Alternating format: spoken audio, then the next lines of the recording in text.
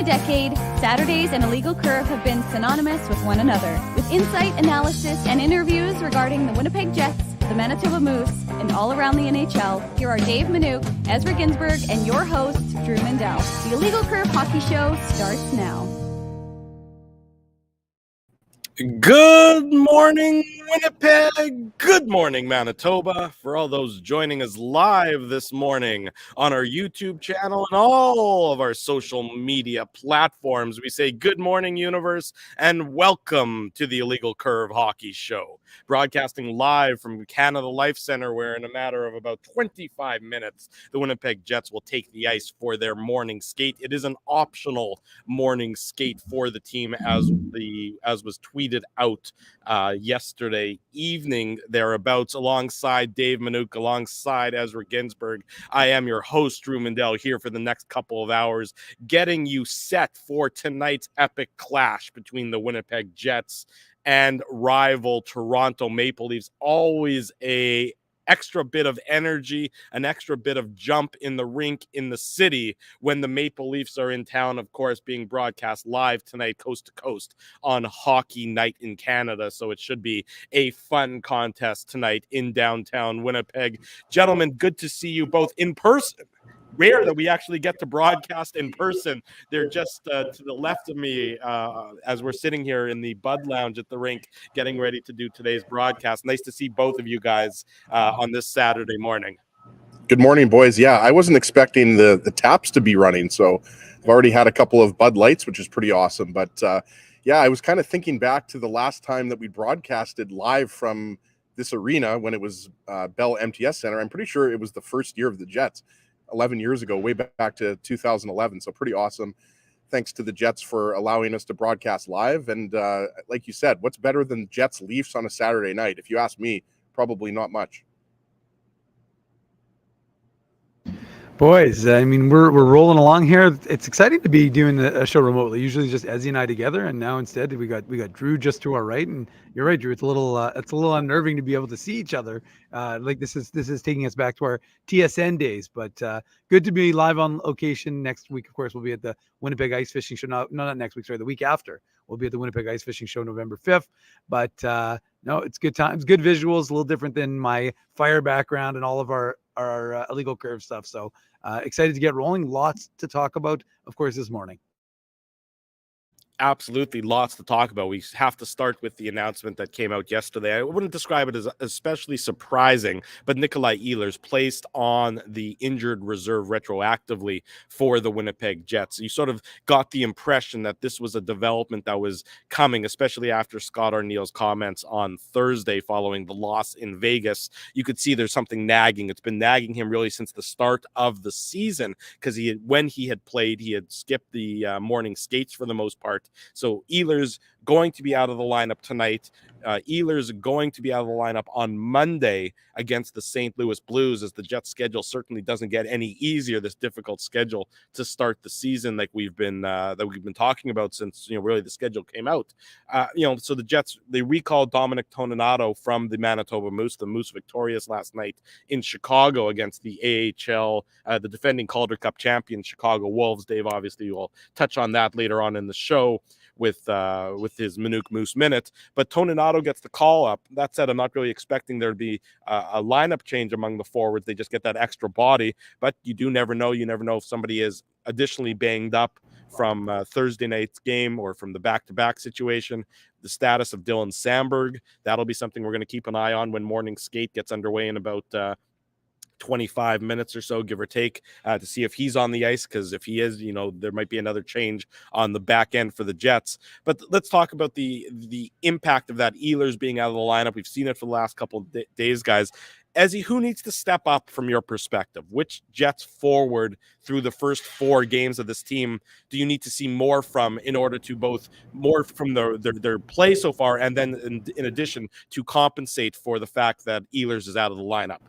Well, I mean, the obvious answer, right, boys, is Kyle Connor, because he only has the one empty net goal in 4 games. But Connor is not a guy that you're going to point to and say that he hasn't played well, right? Like, we know that Connor's goals are going to come, but we know that Mason Appleton is the guy that was elevated, right? And in the game against Colorado, Mason Appleton delivered, right? Like it wasn't just, on the score sheet, but we all know what happened on Neil Pionk's overtime game-winning goal, right? Appleton closes out his check on Nathan McKinnon, and that led to the 2-on-1, right? So, I mean, you could argue that was one of Mason Appleton's strongest games, the game against the Avalanche. So obviously they're going to need more out of Appleton. I mean, the game against the Vegas Golden Knights, we did the post-game show. Everybody saw that first period where the Jets let in 4 goals, and some of those goals were of the ugly variety. Like, it's really hard, I think, to take too much out of that game, right? Like, you like how the Jets finished. They made it a little interesting, right? Cut the goal deficit to a couple of goals, and then obviously, the Golden Knights added the empty netter. But I think Mason Appleton's definitely a guy, Drew, that you're hoping continues the way he played in Colorado. But yeah, you ideally guys want Kyle Connor to have his breakout here, Saturday night against the Leafs, right? But Scheifele, Connor, Ehlers Scheifele and Connor, you're not going to worry about those guys too much because they have been driving the bus offensively for the Jets, not only in the first 4 games of the season, but for many years here in Winnipeg, right? So I would point to Kyle Connor and Mason Appleton, but I think you also want to get some contributions from the bottom 6 guys. Like, that was the thing in Colorado that you really like to see. You like to see guys really stepping up. And, you saw Axel Jonsson-Fjällby on the 4th line, for example. He almost scored the Jets' first goal of the game, right? On the nice pass from the Gus Bus, right, Dave? So, I mean, you want to see, some balanced scoring for sure. But to me, that's what I'm looking for. I'm looking to see if, Mason Appleton can elevate his game again like he did in Colorado. Yeah, Dave, as he makes the point about, there needs to be more offense really up and down the lineup. And I think this is something we expected or knew was going to be an issue for the Winnipeg Jets a lot this year is, eventually Connor is going to get going. Scheifele's already been off to a hot start. But the truth is, in the games that the Jets have lost, the offense hasn't really been there. It hasn't really performed. I mean, would they get 1 goal against Dallas, 2 goals against Vegas? Both of those goals really after the game was out of hand. In the wins, you're seeing the balance from the offense. You're seeing more from the top. You're seeing some from the bottom 6. And this year, the Jets do clearly, I think, have a top 6 and a bottom 6 when it comes to the forward group and offensive expectations. But you're also seeing more from the back end. How do the Jets generate more? What do they need to do to keep that to keep what they've done well in the victories going over into the defeat so far? Well, I mean, there's a couple of things. One, first of all, defense. It's funny because that's what Rick Bowness preaches, and one of the things that we saw, and the reason why you're already down, and you talk about those 2 goals, Drew. I mean, is Vegas really got their foot on the gas when they're up 4-0 going into the second? Everybody's like, well, the Jets had a good second period. It's like, well, yeah, but how hard is Vegas going? Already up 4 goals. I mean, that game, as I tweeted out, it's over, Rock. So, the thing is, you need to have better defense. And I think better defense will lead to offense for this Jets club. And that's one of the things we're seeing. And when you have those lapses, like they did, and every single one of those goals is attributable to a lapse, like whether it's David Rittich passing to Jack Eichel, whether it's Dylan DeMello with an ill-advised pinch, whether it's, Mason Appleton and Mark Scheifele leaving. It was William Karlsson alone in front of the David Rittich. I mean, those are all defensive breakdowns. So, I mean, better defense, off the hop would be a better situation for the Winnipeg Jets hockey club. And then secondly, yeah, I mean, look, it's one of the things we talked about. You absolutely have to have balance in the lineup. And as he's right, I mean, look, 1 empty net goal from Kyle Connor is not ideal because it's 1 empty net goal in 4 games, but the guy can score, so you don't worry about him. And Mark Scheifele's producing, and so you're going to need those guys to start to, I mean, it's interesting. I mean, who was it? Who got that goal, the power play goal for Dallas? Was it? Who was that? He had 5 goals already. I can't remember who it was. It was the Russian guy. Was it for Dallas? Yeah, the power play goal, the give and go. It doesn't matter. Anyways, the point is, was it? I don't remember who it was, but the point I'm trying to make is that he was already up to 5 goals, right? And I know Dallas had played more games than the Jets at that point, but you need your guys to be producing. So you're going to need Mark Scheifele to keep producing, but you're going to also need Kyle Connor, Blake Wheeler. I mean, if you're going to get good ice time, then you're going to have to produce. But I honestly, I have to say, like, I really think it starts and ends with the much better defensive awareness and coverage by the Winnipeg Jets. And if you do that, I think you'll have opportunity, as we've seen, in order to create some offense. And this Leafs team, guys, presents different challenges than some of the other teams the Jets have played. Like the Jets have played, some of the best teams in the league, especially when you're talking about Colorado, Dave, right? But the Leafs are coming off of a big win over the Dallas Stars, right? Nick Robertson, speaking of Dallas, Jason Robertson's brother, right? So we know that the Leafs will come at you in waves. There's not one or two guys that can hurt you. Even though some of the teams, like I mentioned, that you guys know what I mean. I mean, this is a high-powered Leafs team, right? So not only do you have to worry about Austin Matthews and Mitch Marner, you're going to have to worry about William Nylander and John Tavares and defensemen like Morgan Riley jumping up into the play, right? So it's a big test for the Jets here, and also I think you want to see more from that third line, right? Like you've got Saku Manalainen, and like to me the fourth line has outplayed the third line. I don't think that's a hot take or anything like that, boys. Sam Gagner has already got a couple goals. We mentioned Axel Jonsson-Fjällby. He's only played a couple of games, and he's already had some really good scoring chances, right? So I think with Adam Lowry, Morgan Barron, Saku Manalainen on that third line, even though they're going to be tasked with shutting down some of the Leafs' best offensive players, I think you'd like to hopefully get a goal or two from that line. I know that's asking a lot, but at the very least, you want to see that line clicking offensively, right, boys?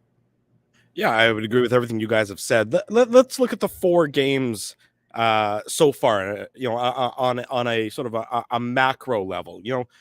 2-2 to start for the Jets this season. I think a lot of people they are sort of what you've expected. There's been some good, and then there's been some bad, and there's been some positive results. Certainly beating the New York Rangers, beating the Colorado Avalanche, those are positive results. You got the 2 negative results in Dallas and in Vegas. It's almost like when the Jets have lost, they've lost cleanly. It's been fairly one-sided. It's been a fairly dominant victory by the other team. I don't think anybody's going to argue and say that the Jets were particularly competitive in the games against Dallas and the games against Vegas. But when they're winning, they're competitive for they're not necessarily playing well for all 60 minutes, but they're competitive and in the fight for all 60 minutes.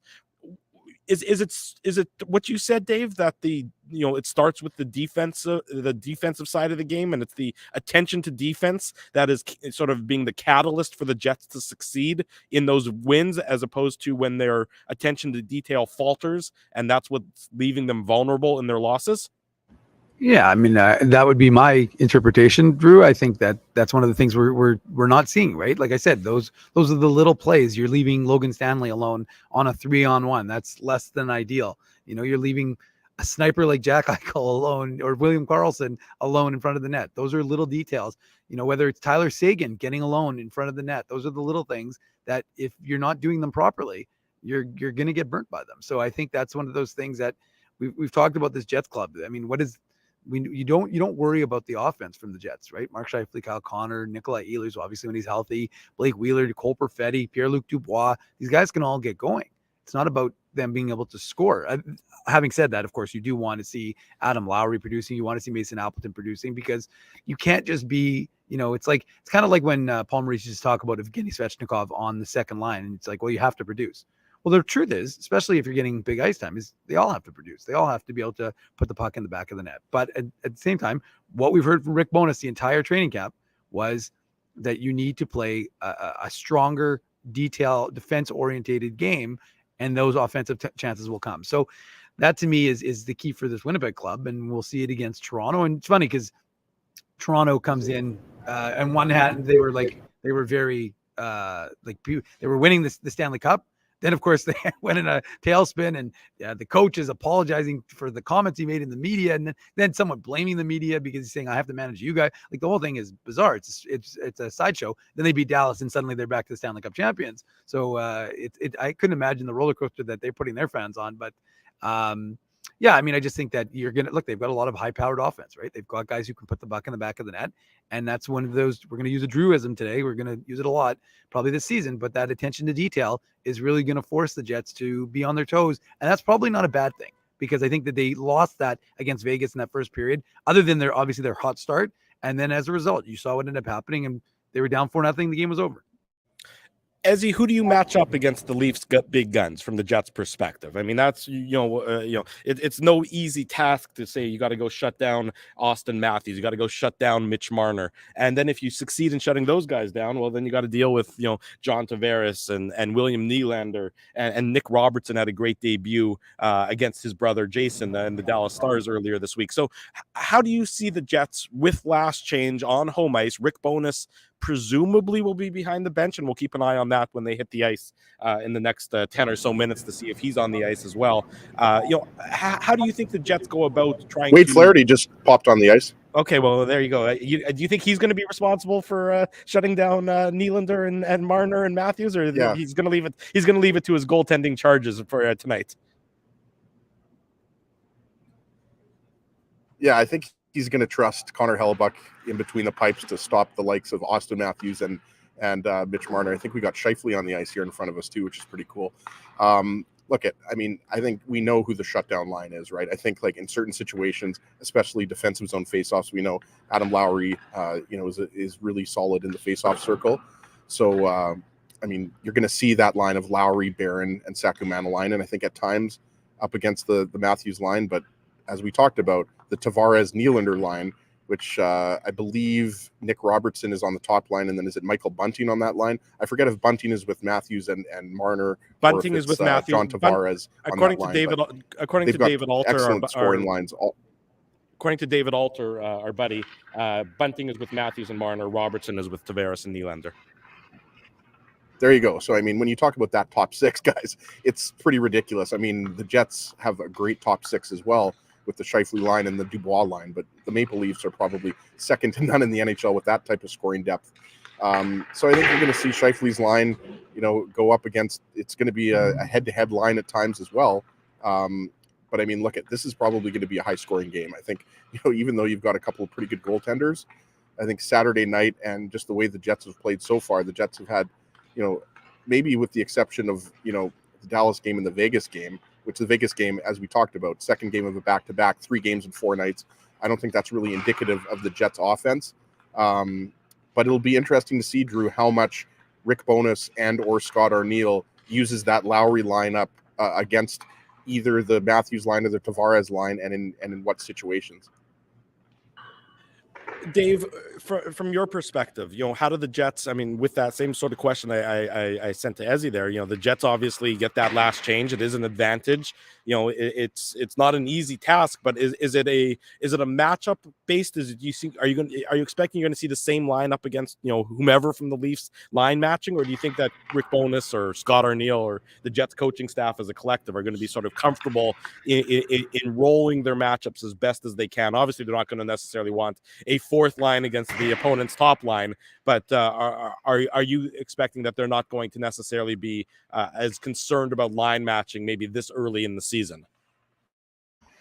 I'm more concerned about the fact that you keep turning your head and looking at me, and everybody's getting distracted by it because you're not used to sitting this close to me. You back again, like in the TSN days, Drew, we'd be looking at each other. We wouldn't be on TV, so we wouldn't have to worry about, I should say on camera, we're not on TV, but we wouldn't have to look at each other, or we would look at each other and no one else would see us.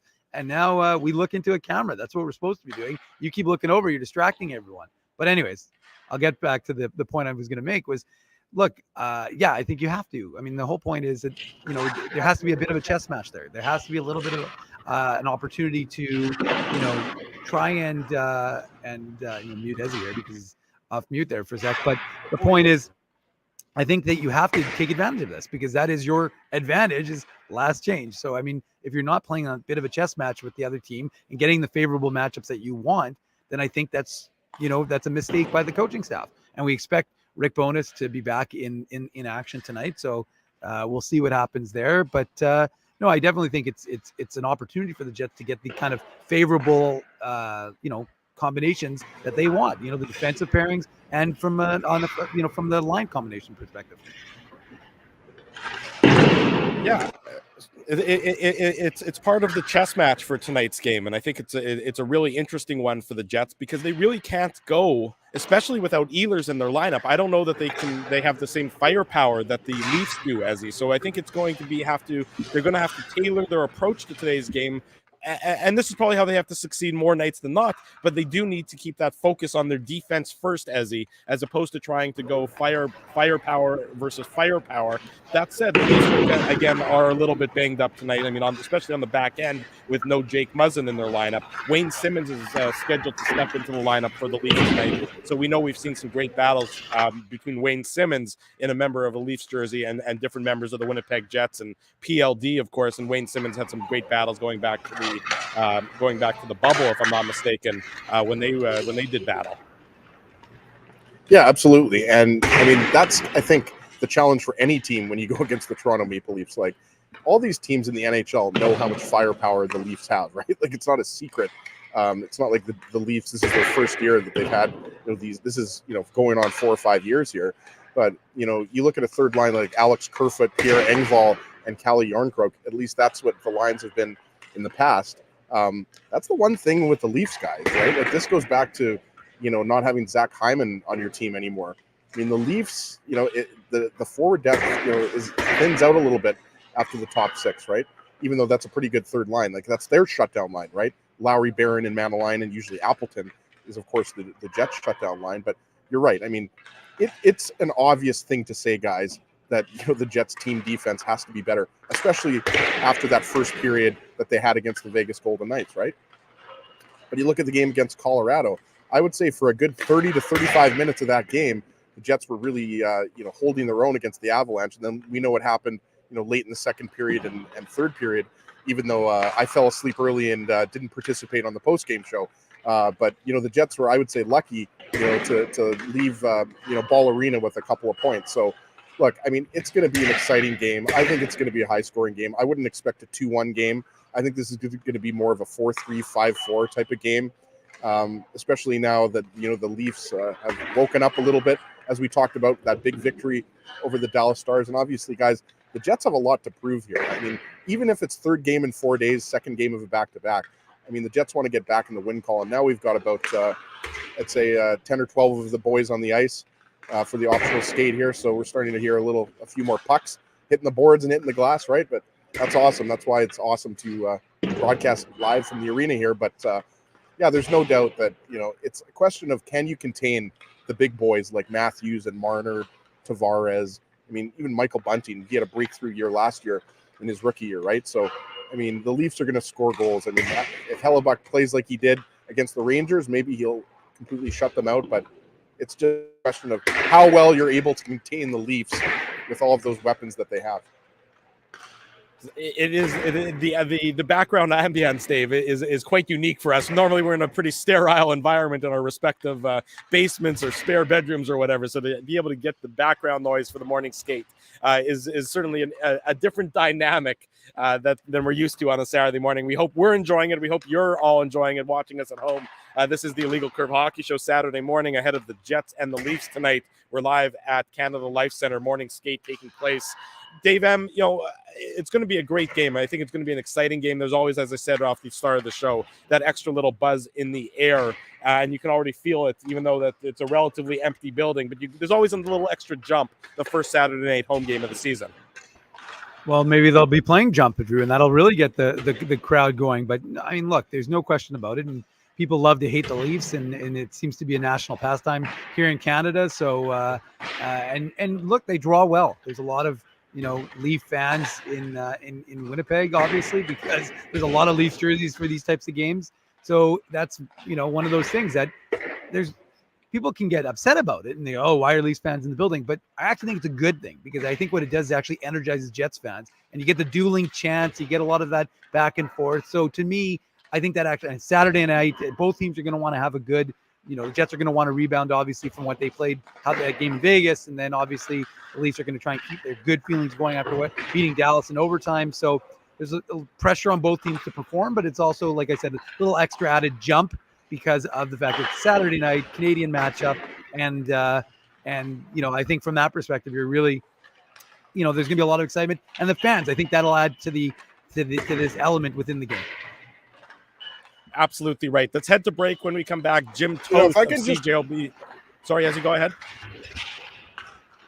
Jim Toth. No, I was just going to say here, I'm not sure if we mentioned, Rick Bowness is on the ice here, so it's good to see him back on the ice skating. He looks very good, the flow. And I just wanted to say one thing. I don't go to a lot of Jets practices in person, but it's always interesting to me to watch how guys prepare. Like, obviously, certain guys, are superstitious, but it's funny. Cole Perfetti's to the left of me here, and he's just been by the face-off circle kind of camping out. Looks like he's visualizing a little bit, but it's interesting. He's picked this spot on the boards. Like, you'd think he'd be shooting the puck at the net or whatever, but he found a little spot on the boards, like just to the left of where Connor Hellebuck is, and it's kind of interesting to me. I guess he's trying to practice his aim, or maybe trying the old carry him off the boards, but it's just interesting to me that Perfetti for about 3 minutes just picked one spot on the boards behind the net, and he's been, so maybe look out for Cole Perfetti to have a breakout game. Yeah, definitely a bit of a different insight into what's going on being here tonight for this morning for the game day skate. Let's head to break. When we come back, Jim Toth of CJOB Sports is going to join us. Much more. This is the Illegal Curve Hockey Show. We're live at Canada Life Center. Morning skate underway between the Jets and the Leafs. More to come. Don't go anywhere. Keeping Winnipeg laughing for over 30 years. Rumors, Canada's longest-running comedy club, bringing you the biggest laughs from the best comedians on the planet. Jerry Seinfeld, Chris Rock, Jon Stewart, Dennis Miller, Brad Garrett, the greats, and all the up-and-comers too. When was the last time you laughed out loud? Make it a great night out with friends, or book your office or birthday party. Even a fundraising event at Rumors. Get all the details and dates on upcoming shows at rumorscomedyclub.com. Hi, Ez. A strange question for you. But why are you lying on the ground being crushed by a piano? Well, Drew, I definitely tried to carry this baby grand piano down the stairs by myself, and somehow I failed miserably. Right. Yeah, I'm sorry. That was a silly question on my part. My apologies. Would you like me to call Rolly's Transfer Moving and Storage to help you move the piano? They are the most experienced piano moving company in Winnipeg, after all. Yes, please call Rollies and hurry. This piano is very, very heavy. Rolly's Transfer Moving and Storage offers stress-free residential moving services while taking great care of your personal belongings, including your piano. At Rolly's, no job is too big or too small. For more information, visit rollys.com. Hi, it's Drew from Illegal Curve here. Selling your home can be stressful, but it wasn't for me. Thanks to my friends at Zappia Group Realty, they made the process so easy. My home sold within 48 hours and with multiple offers. Zappia Group Realty took care of everything with their exquisite customer service and attention to detail. If you want to sell your home for more in less time, get started by talking to Frank and Mauro Zappia of Zappia Group Realty. Online at zappiagroup.com. Hey, Drew. Ezzy, whoa, what a smile! Yeah, I got my crowns done at Linden Market Dental Center, and they whitened my teeth. I see. They're so bright that every time I smile, they go, "We have hockey tonight. Do you have a mouth guard to protect those pearly whites?" "I sure do." Whoa, they even ting through the mouth guard. Linden Market Dental Center covers all your dental needs, from restorative to cosmetic dentistry, and will fit you with a sports guard for that active lifestyle. 877 Waverly. See lindenmarketdental.com. So you're a pizza person, you married a wing person, but somehow your kids are salad people.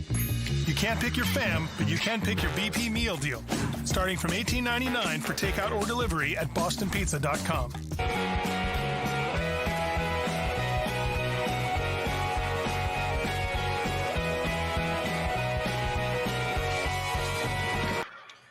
Saturday morning, we're back with the Illegal Curve Hockey Show live from Canada Life Center. The Jets on the ice for the game day skate. We're thrilled to welcome back to the program the one, the only, our good friend, Mr. Jim Toth of CJOB Sports. Jimmy, my friend, how are you, good sir? Doing well, gentlemen. How are you? How's everything down at the rink? It's colder than I necessarily remembered and didn't dress nice and brisk. For. Yeah, Dave's wearing shorts and basically, no socks. So I don't know how Dave's not absolutely. I have no frigid. idea how Minuk is wearing shorts right now. Like it's not warm outside either. So yeah, so Dave's a wild animal is basically what it boils down to. Dave's the man. Dave's the killer. Dave's the man. Yeah, Jimmy, how are things on your end? Nice to see you. Obviously brought you on. Big game tonight. You guys are going to be broadcasting it on CJOB, so I'm sure you guys are pumped. There's always a little extra buzz among everyone when the Leafs are in town, when it's the big stage Saturday night hockey night in Canada. Through the first 4 games of the season, Jimmy, what have you sort of seen from the Jets that has caught your eye, maybe that's been more, let's say, unexpected than expected so far from your perspective this year? Well, thanks for having me, guys. First of all, it's great to be back with you. Thanks for doing it. Good to see all your smiling, lovely faces. You know what? I've been impressed with the start to this year, and I don't want to say like overly impressed, but I think the thing that stood out to me the most so far in the first 4 games is that, look, there have been pockets and periods where they played like they did last year, where they couldn't get the puck out, where they've been hemmed in.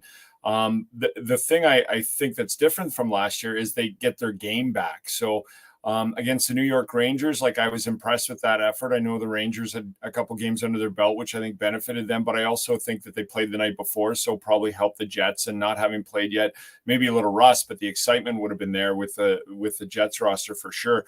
But they had a 1-0 lead into the third period, and they didn't play well in the second. And so I was like, well, what are we going to get from the third? And then I thought they played extremely well in the third period and got a win. Same thing in Dallas. Like that second period in Dallas was not good at all for the entire period. Well, maybe the first 10 minutes they competed, but then they lost their game and went down. Now, they didn't come back and get a point or win that game, but the fashion in which they came out in the third and got their game back to where it started, that's what's been the biggest surprise to me. Is this is a team last year and maybe other years that when things go awry, they can't get their game back and they can't get back into the fight. And it's just like last year in Denver when the wheels came off and the wheels just were never found again. The same thing with the Avalanche. I didn't think they had a bad second period in that game, but they had a horrible 5 to 6 minutes in the end of it, gave up 2 goals, came out in the third, and I thought they got their game back from the first and played well and went toe-to-toe with the defending Stanley Cup champs and got a win. Vegas, awful first period, but then they came back in the second and third, didn't give up another goal until the empty netter, competed, created more. The fashion in which they get themselves back into games, despite their lulls, that they are lulls and things we saw last year, that's been the biggest surprise to me through the 4 games, is the fact that they can dial it back in and get back into the fight. We didn't see a lot of that last year. Kyle Connor just ripped one over the net, and which is perfect, Jimmy, because I wanted to ask you about Kyle Connor. And I caught Jets at Noon with yourself and Cameron Pointers yesterday on OB. And you're the one. Talking Thank about you. Connor a little bit. Absolutely.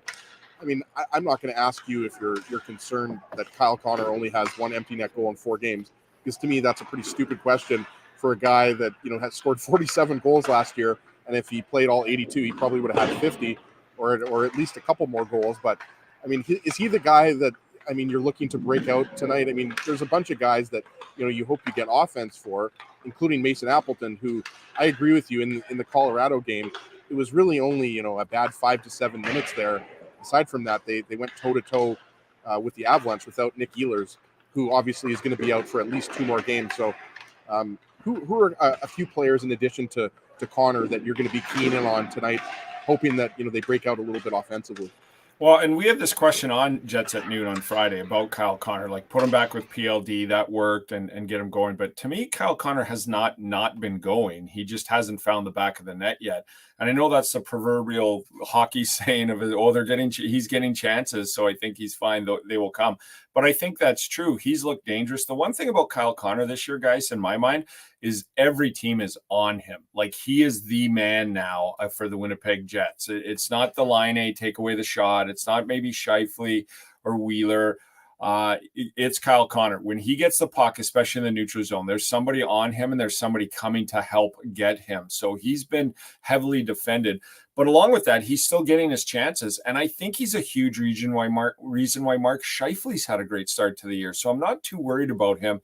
And a prime example is that goal for Scheifele in Dallas, the way Connor gained the zone, gained the offensive zone, set it up on a tee for Scheifele. But he had 2 guys on him. Well, he did that. So I'm not worried about Connor. I think he's going to score. It's going to be tougher this year, but I think he is going to score. Look, I've always said, and that's my catchphrase, is Kyle Connor will be the first Jet in 2.0 to score 50. I still believe he will be. Watching the first 4 games, he is heavily marked and guarded. It's going to be a tough. He's going to earn every point he gets this year.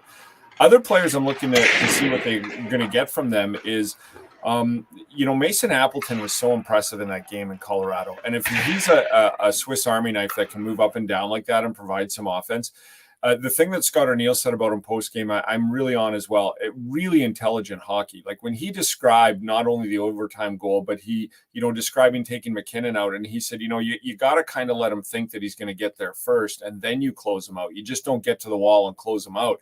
That's smart in that situation at that speed. So if he can go up and down the lineup, that's added bonus to it.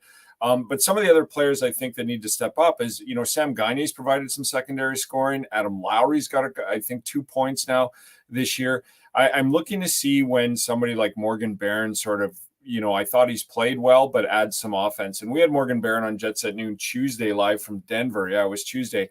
And he mentioned that. He said, look, everybody knows good third lines need to check and be physical, but they need to score. They need to put up some points, and it doesn't have to be at a rapid pace, but I'm looking for that third line maybe tonight to make a difference and get some points in it or on it as well. So those are some of the guys I'm looking for now. Neil Pionk's had a great start to the season. Josh Morrissey's had a great start to the season. I'm waiting to see maybe something from Logan Stanley or somebody else from the defense to step up. But overall, there's been some secondary scoring in the 4 games. And a lot of people have said, well, not in 2 games, but I don't expect secondary scoring to come every game. I expect it to come every 3 or 4 games and help the team out. So those are just some of the names that, and you know what? Here we go. You might lose listeners here because it's Jim Toth on Blake Wheeler again. But I thought Blake Wheeler's had a good start to the season. He's got 2 points in 4 games. That line's looked really dangerous. Perfetti, I didn't think looked good at all in Dallas, and then came back with a pretty good effort. So I think, and Dubois has to become consistent and start putting up some points. I know he rang one off the point. So I guess, Drew, to answer specifically, it would be that second line the most. I think that second line's had a decent start to the season, but in a game like tonight, when secondary scoring is going to be needed, I look to that second line to provide something tonight. I'll overlook you confusing me and Ezzy. That we'll just put that to the side. That's a compliment to Ezzy, Drew, by the way. That's a total compliment. And a bit of an insult to me. We're a couple of handsome Hebrews, Drew. There you go. Jim Toth, CJO's side podcast, the Handsome Hebrews, just suggesting. I think Ezzy and I spend more than enough time together, but I appreciate. We'll file the suggestion in the suggestion box. Jim Toth of CJOB Sports is our guest Saturday morning. We're live here from Canada Life Center. Morning skate for the Winnipeg Jets taking place behind us. Now, Jimmy, how much concern should there be for Big Save Dave? I mean, 1 game, so you're not going to start getting freaked out, but of course, unfortunately for Dave Rittich, it came on the heels of Eric Comrie having 2 back-to-back phenomenal 40-plus save efforts for the Buffalo Sabres, defeating the Oilers and Flames. And crazy part from Buffalo PR Stats that they tweeted out, that's the first time in history a Buffalo goaltender has ever gone consecutive games with 40-plus saves. I'm thinking they had Dominic Hasek, and yet he never did that. Eric Comrie's the guy who did that. So that obviously had Jets fans riled up who wish that Eric Comrie was still here. That's in the past, but although we never miss an opportunity to promote Eric Comrie. But from Dave Rittich's standpoint, everybody points to the fact that he made 18 saves after giving up 4. But, Vegas at that point is in cruise control. They're not really putting on the high effort there. So what did you see from his first start for the Jets, and did it give you any cause for concern? Well, my cause for concern was when David Rittich was signed, and just from his career. And I don't want to disrespect the man too much, but like his numbers and his and you guys know I follow the Flames a lot. When he was with Calgary, he would give you a phenomenal 6 or 7 games, and then the next and I'm not in a row, but and then 3 or 4 would just be terrible. And so I don't know what to make from him yet. I know goalies mature late and everything else, but that Vegas game, like, I don't blame, other than, look, the pass with Pionk and it right to Eichel, that's on him. That's a bad play, even from Pionk's standpoint, and you can't have those. Those are the ones that cost you.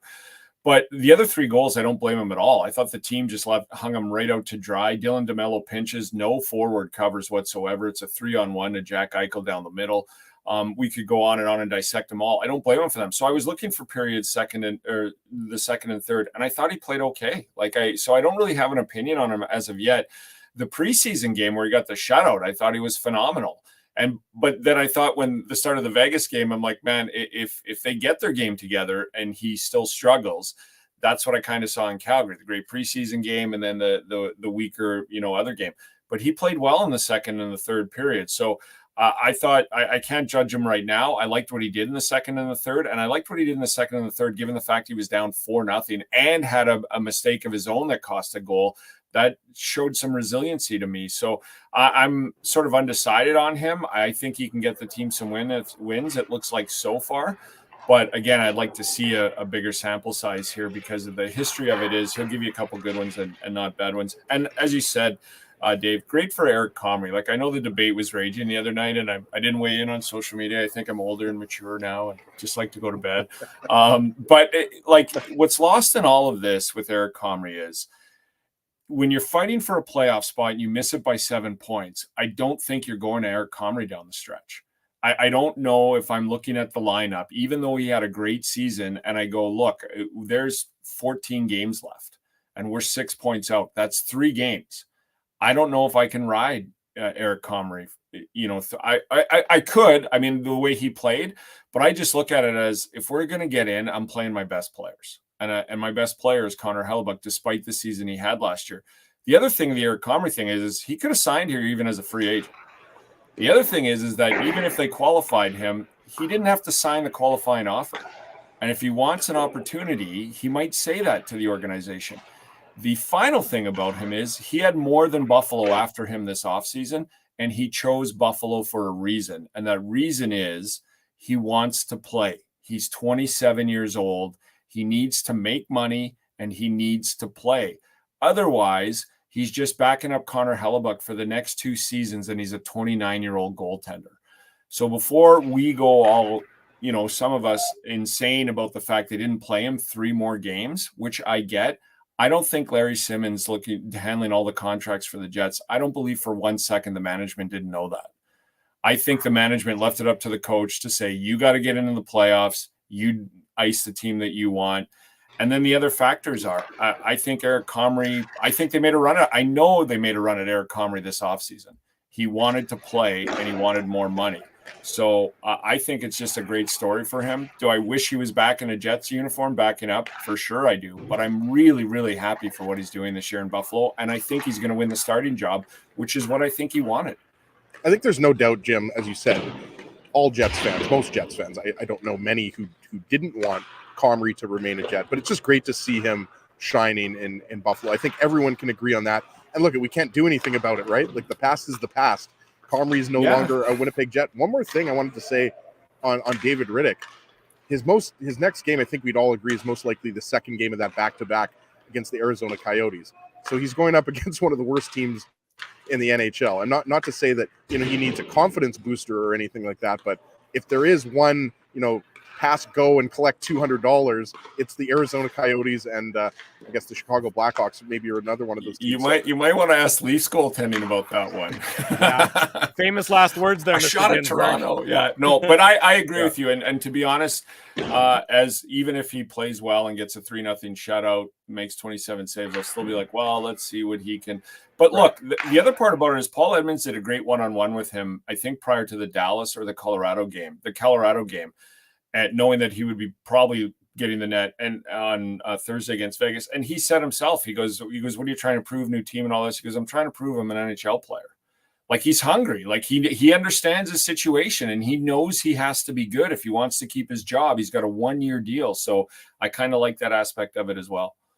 Jim Toth, our guest on the Illegal Curve Hockey Show. We're live at Canada Life Center. Morning skate for the Winnipeg Jets occurring behind us. It was technically an optional, but a very well-attended optional. The only two regulars not on the ice are Josh Morrissey and Dylan Samberg. Dylan Samberg, of course, missed the last game in Vegas. Josh Morrissey, we'll find out more about his status. Apparently, Josh refused to come on the ice because he knew Illegal Curve was broadcasting from the Bud Lounge. So that's why Josh isn't on the ice. That's just a very prudent decision on Josh. That's a bold statement from an athlete putting his foot down like that.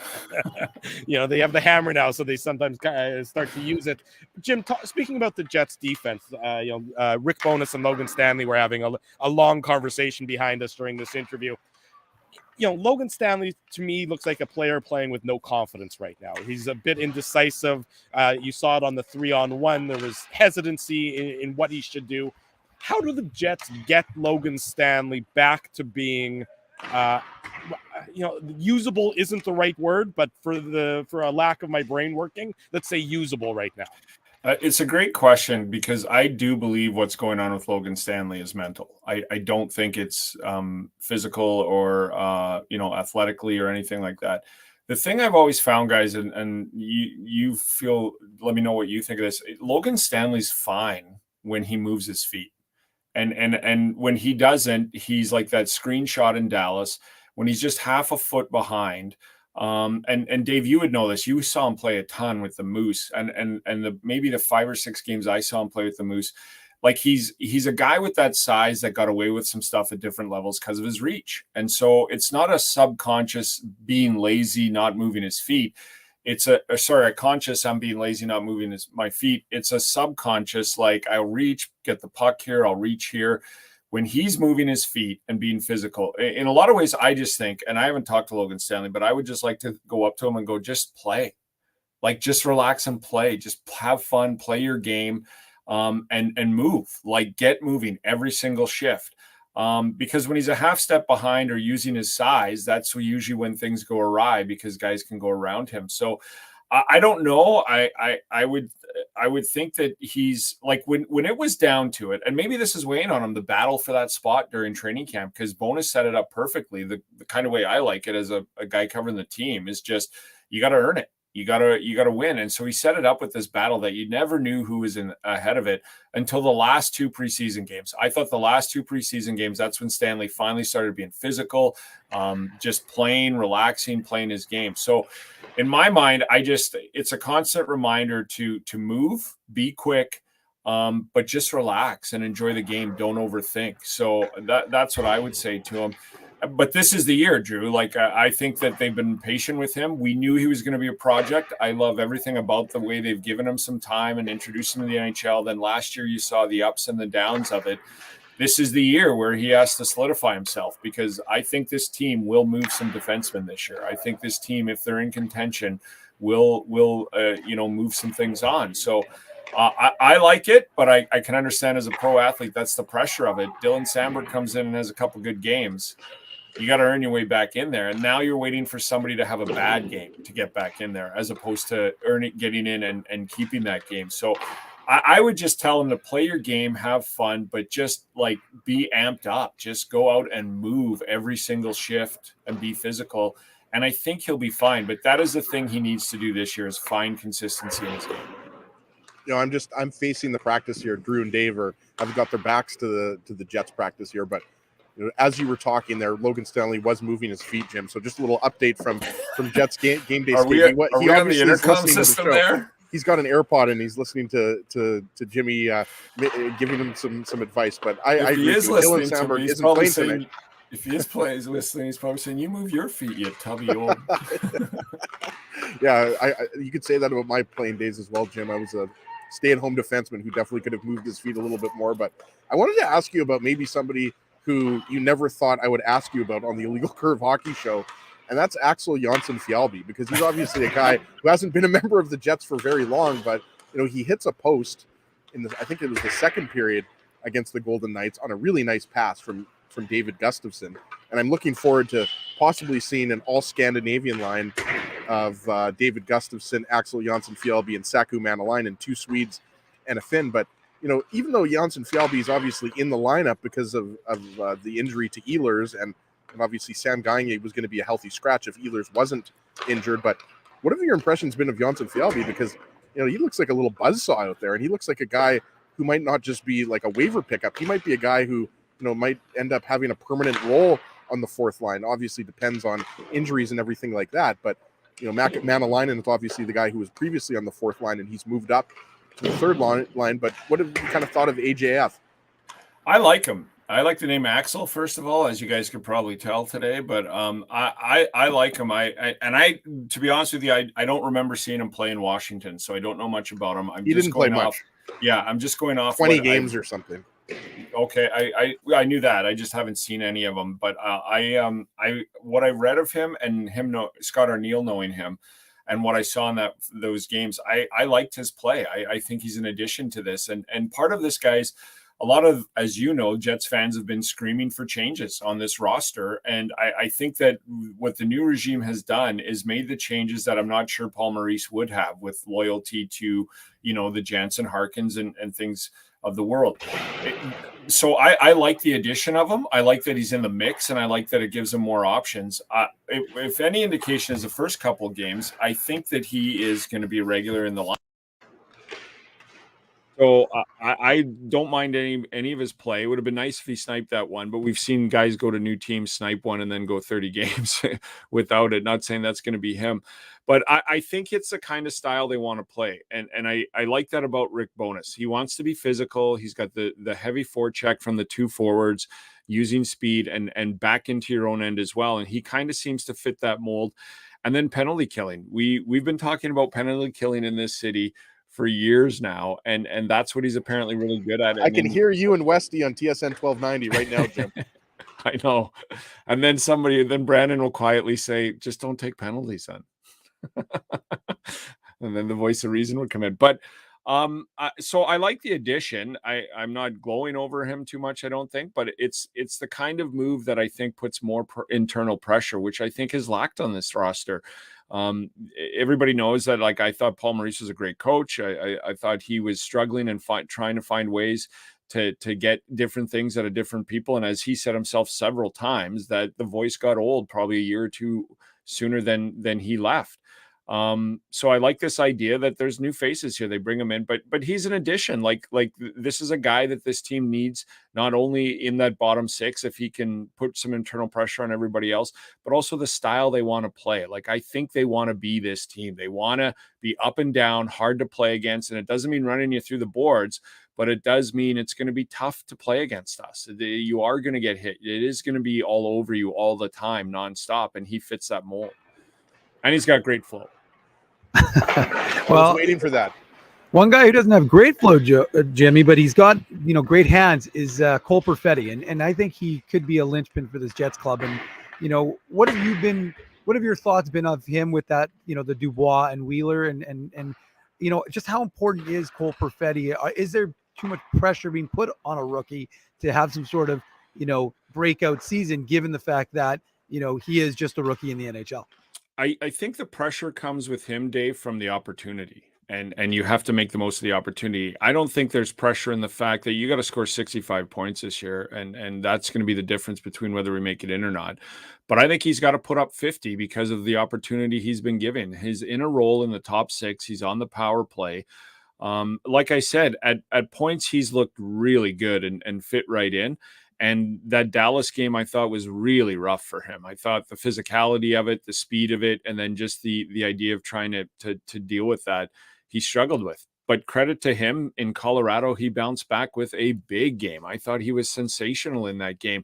So that's where he's at his career. I expect those Dallas games from him. But there is pressure on it because he's in the top six, but I think he's ready. I mean, this is a guy that, without an injury, went to the World Championships, would have been a World Junior, and would have been again in the summer, kind of all levels of hockey. And he would have played more for the Winnipeg Jets last year if he wasn't injured as well. So this is a guy in my mind that is probably 2 years in, despite the amount of games he has in the National Hockey League. And I think he will be fine. I think he is one of the major keys to this year.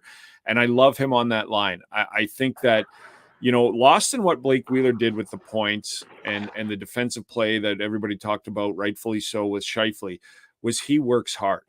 And if he can keep working hard and Dubois can use his body, like when he goes into the corner, he digs. Blake Wheeler digs. He's a grinded out guy. He uses his body.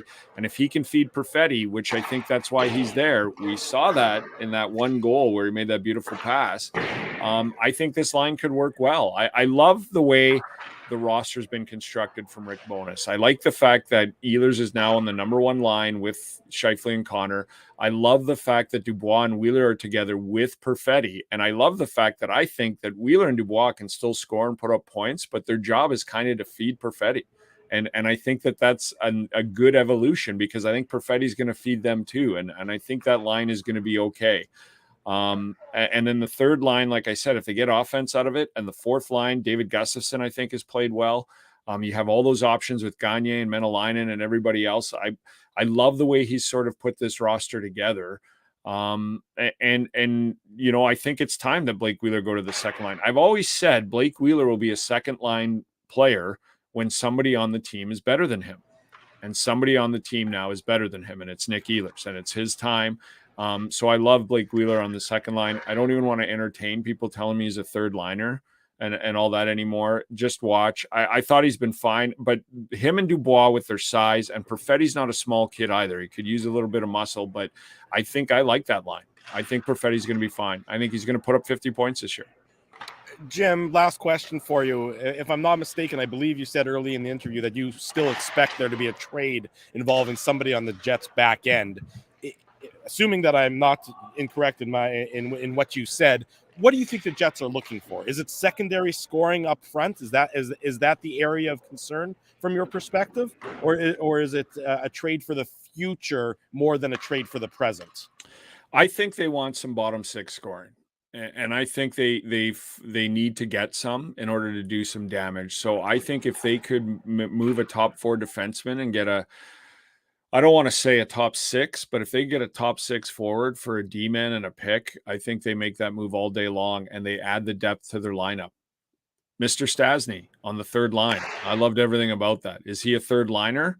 On Carolina he is, but on this team I thought he could have been top 6. That kind of mold of a guy I think you could get with a move. Now, when they make this move, guys, is going to be obviously dictated how the season goes. But to me, there has been no more, even to last year, bigger season for the Jets than this year. We all know the contracts that are going into the final 2 years. Connor Hellebuck, Mark Scheifele, Blake Wheeler. This team needs to get in the playoffs this year more so than last year, and I had them as a top 10 team last year. But this is a massive season that they have got to. They're going to find out not just about the playoffs this year, but in my mind, the direction of this organization. Because you're not going to go into lame duck seasons with Scheifele, Hellebuck, and those likes. You're going to make a move and Dubois and all that stuff. So if you can get into the playoffs and do some damage, there's going to be some moves being made. But then also if you don't, I think there's going to be some moves made in the offseason. But as for the depth on the D, look, I think they're going to spend the first 2 to 3 months of the season seeing who's ready, who they like, who fits in where, and then they're going to try and augment this lineup. I honestly believe that. And I think it's going to be, like I said, a top 6 forward that, you know, they can move a D-man with the cap space they have at $4 million and bring in a $6 million forward.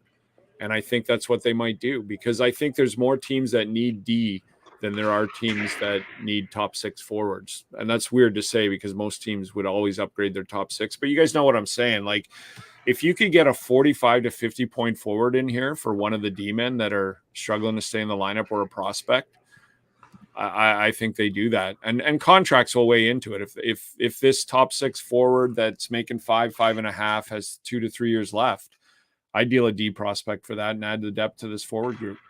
I agree. As somebody hit Ezzy in the head with a puck. It looks like Ezzy may have frozen up a little bit, but that's okay. You guys cut him off because he said he agreed with me.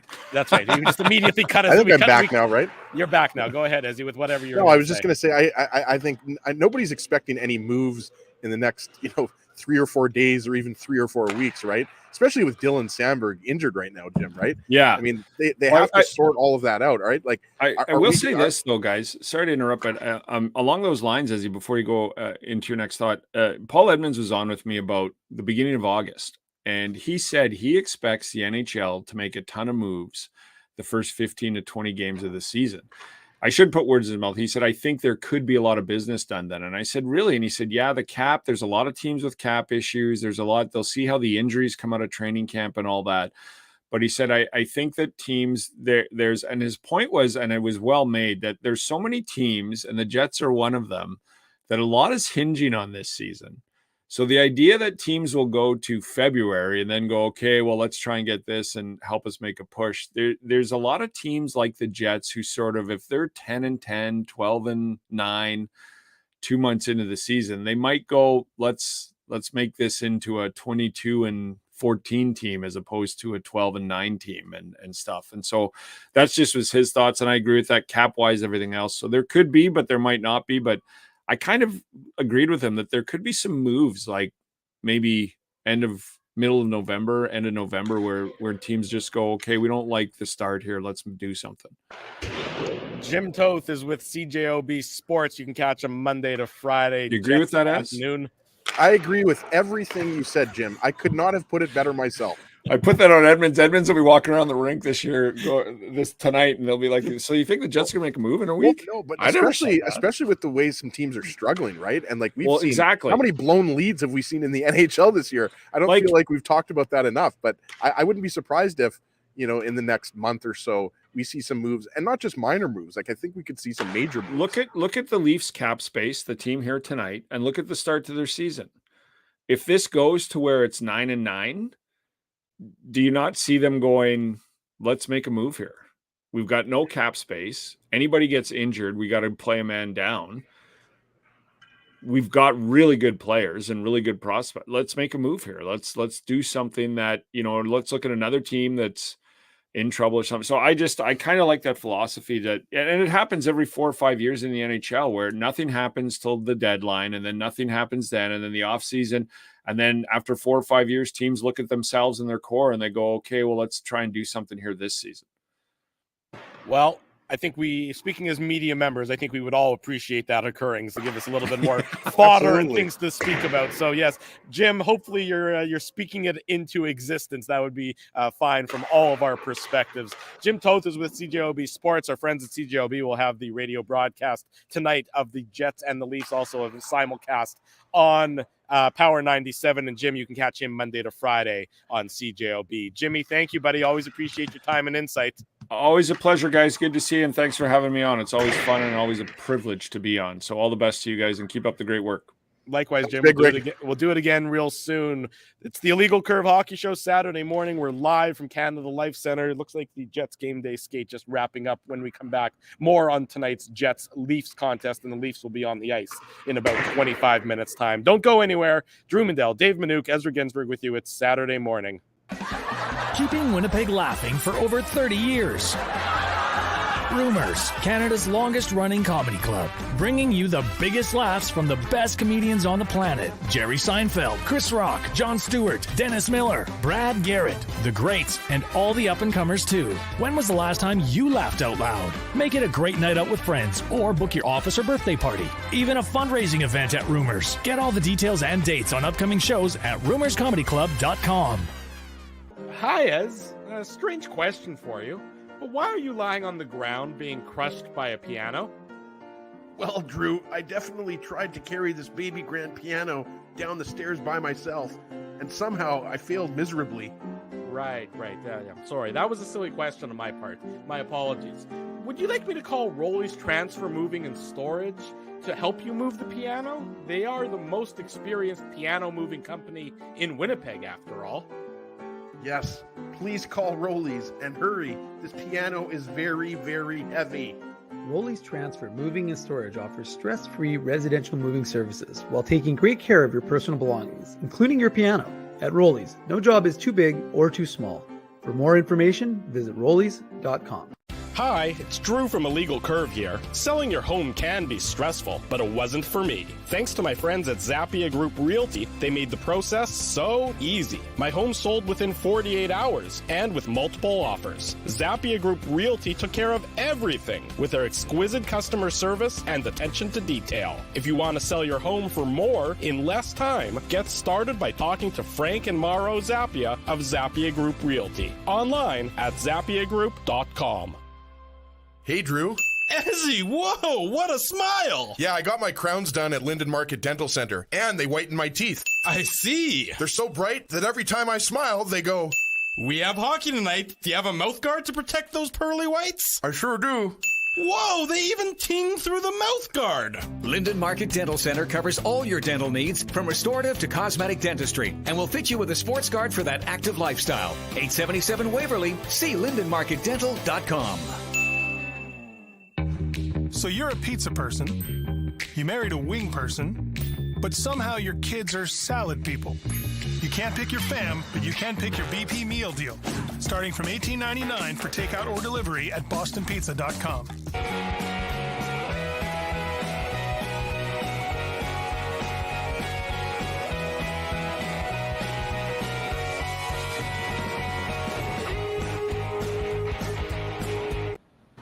We're back Saturday morning. It's the Illegal Curve Hockey Show. Drew Mindell, Dave Minuk, Ezra Ginsburg. Morning skate winding up. It looks like it's just Dominic Toninato and Kyle Capocabano, something like that. Close enough. On the ice for the Jets. David Riddick still in the far. I really hope that Drew, that was a joke, right? Yeah, that was a joke. Don't worry, Dave. Did Drew just say Copacabana? Something like that, yeah. Capobianco. Yes, I know. It was a joke. Don't worry. It was a Get it bad right. joke. It was a bad joke, but it was a I'm going to start calling you Mandel. That's fine. You can call me whatever you want there, Mr. Ginsburg. Yeah, so it looks like Josh Morrissey Josh Morrissey will likely still play is what we're expecting based on the guys who are still on the ice behind us.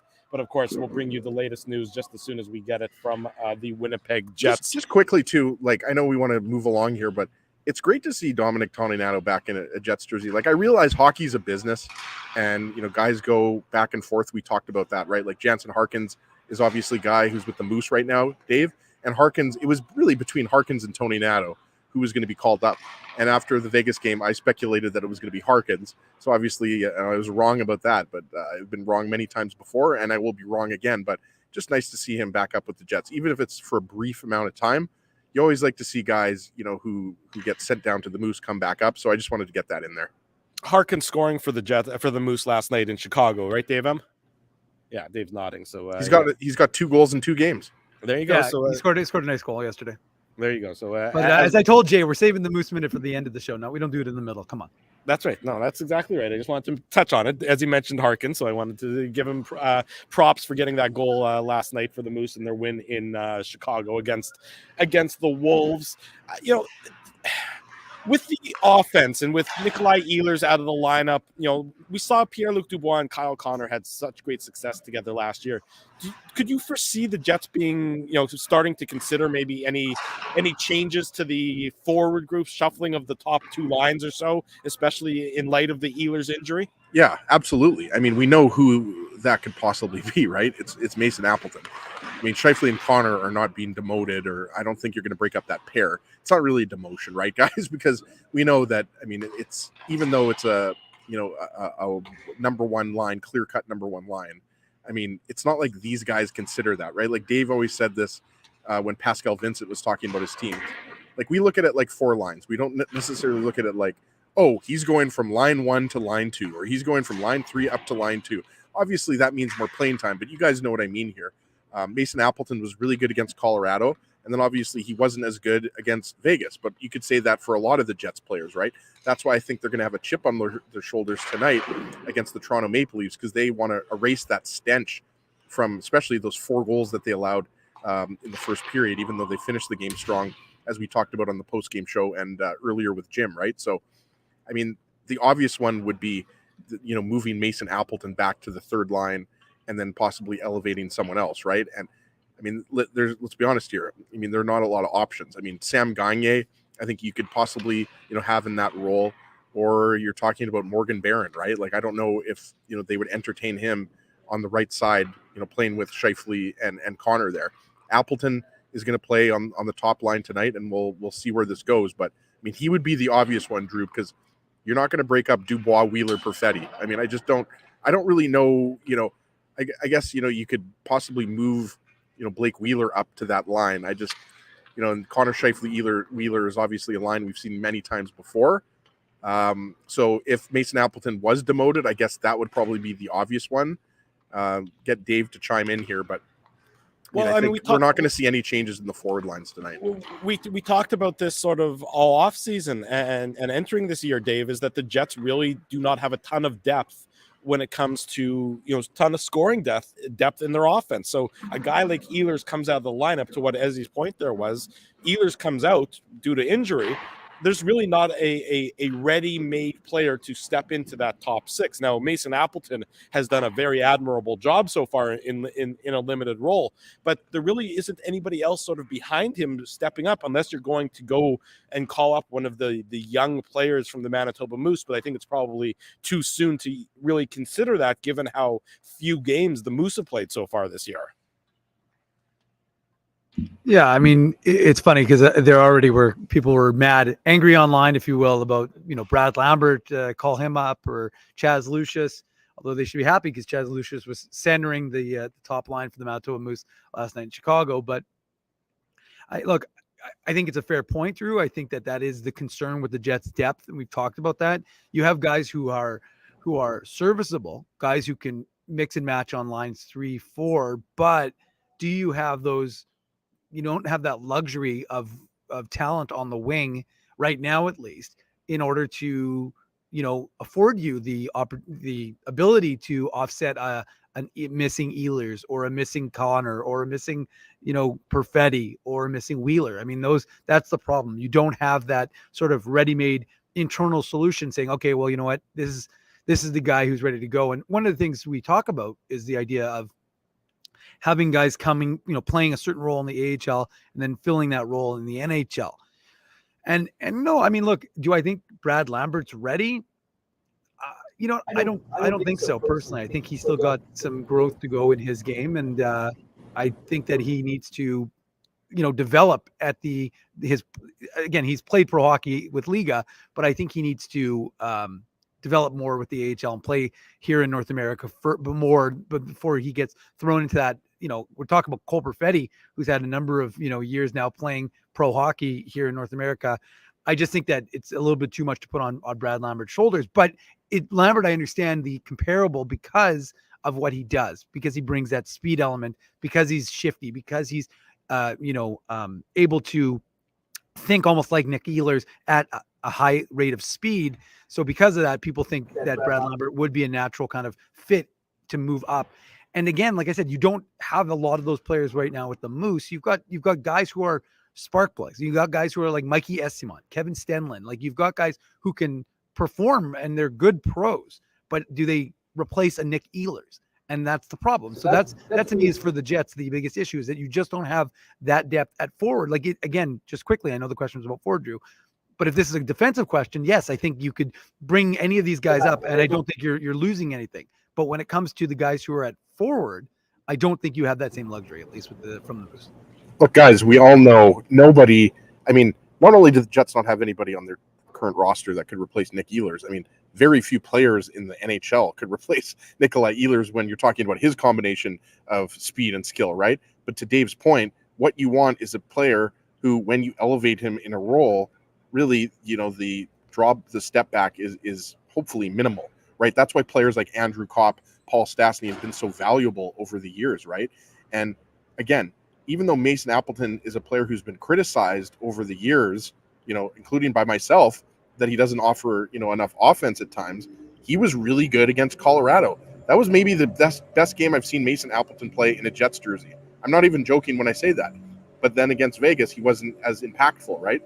So, I mean, when it comes to Mason Appleton, you're not expecting him to score, a goal or 2 goals every game like you would out of a top offensive player like Nikolaj Ehlers, but you expect him to be physical and keep up with Scheifele and Connor and make sure, that his reads are proper and that he's taking care of his own zone and everything like that, right? So I think, as we mentioned earlier, like Appleton's going to stay up there for now.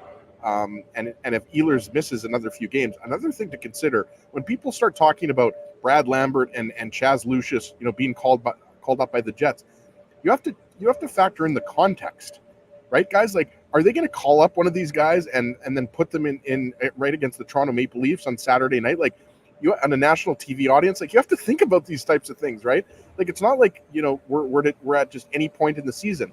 If they were ready for a top 6 role, they'd be in the lineup already. I mean, it's not realistic. We saw what happened last year when Adam Brooks got plucked off waivers and immediately was somehow in the Jets' top 6. I mean, if that wasn't a sign that the season was gone to chaos, exactly. I don't know what else could have been. I mean, it makes perfect sense that Dominic Toninato, not only did he play the majority of the games for the Jets last year, but Toninato and Harkins were the 2 guys that were surprises that they got put on waivers and sent down to the Moose, right? It was Saku Manalainen, and I guess you throw in Axel Janssen Fjällby. Those guys pushed those guys out, right? Like, if you think about it, those were 2 veteran guys that have replaced Toninato and Jansen Harkins. So I agree with Dave. Like, Mikey Esimon is a guy, that if the Jets have a few more injuries, a guy like that's going to be called up, but that's going to be for more of a 4th line role. So it's going to be something interesting to watch. How does Appleton do tonight with Scheifele and Connor? Can Dubois, Wheeler, and Perfetti get something going? I agree with Dave. I'm not at all worried about that line. I'm not at all worried about Perfetti. He can absolutely be a guy, a catalyst, on that line. We've already seen a lot of chemistry between Wheeler and Perfetti. So if there was one line that I would be keen on, it's that line tonight, hoping, that they're going to be able to break out offensively.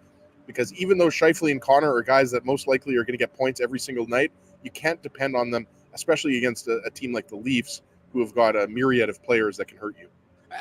And I saw somebody in the chat say, what about Sam Gagner? I think Sam Gagner is playing the role that he's supposed to play at this stage of his career. He's been great so far. Effective, on the power play, second power play unit kind of guy.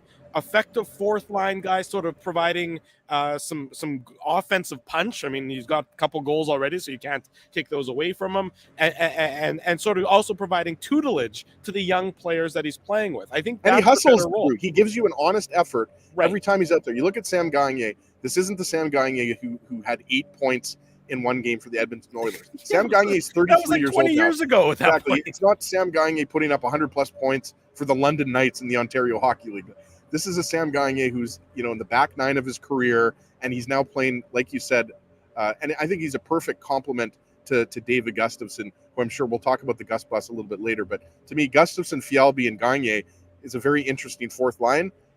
And you put Saku Manalainen out there again. I think this fourth line, as we've talked about so many times, has an identity this year, whereas it didn't in previous years.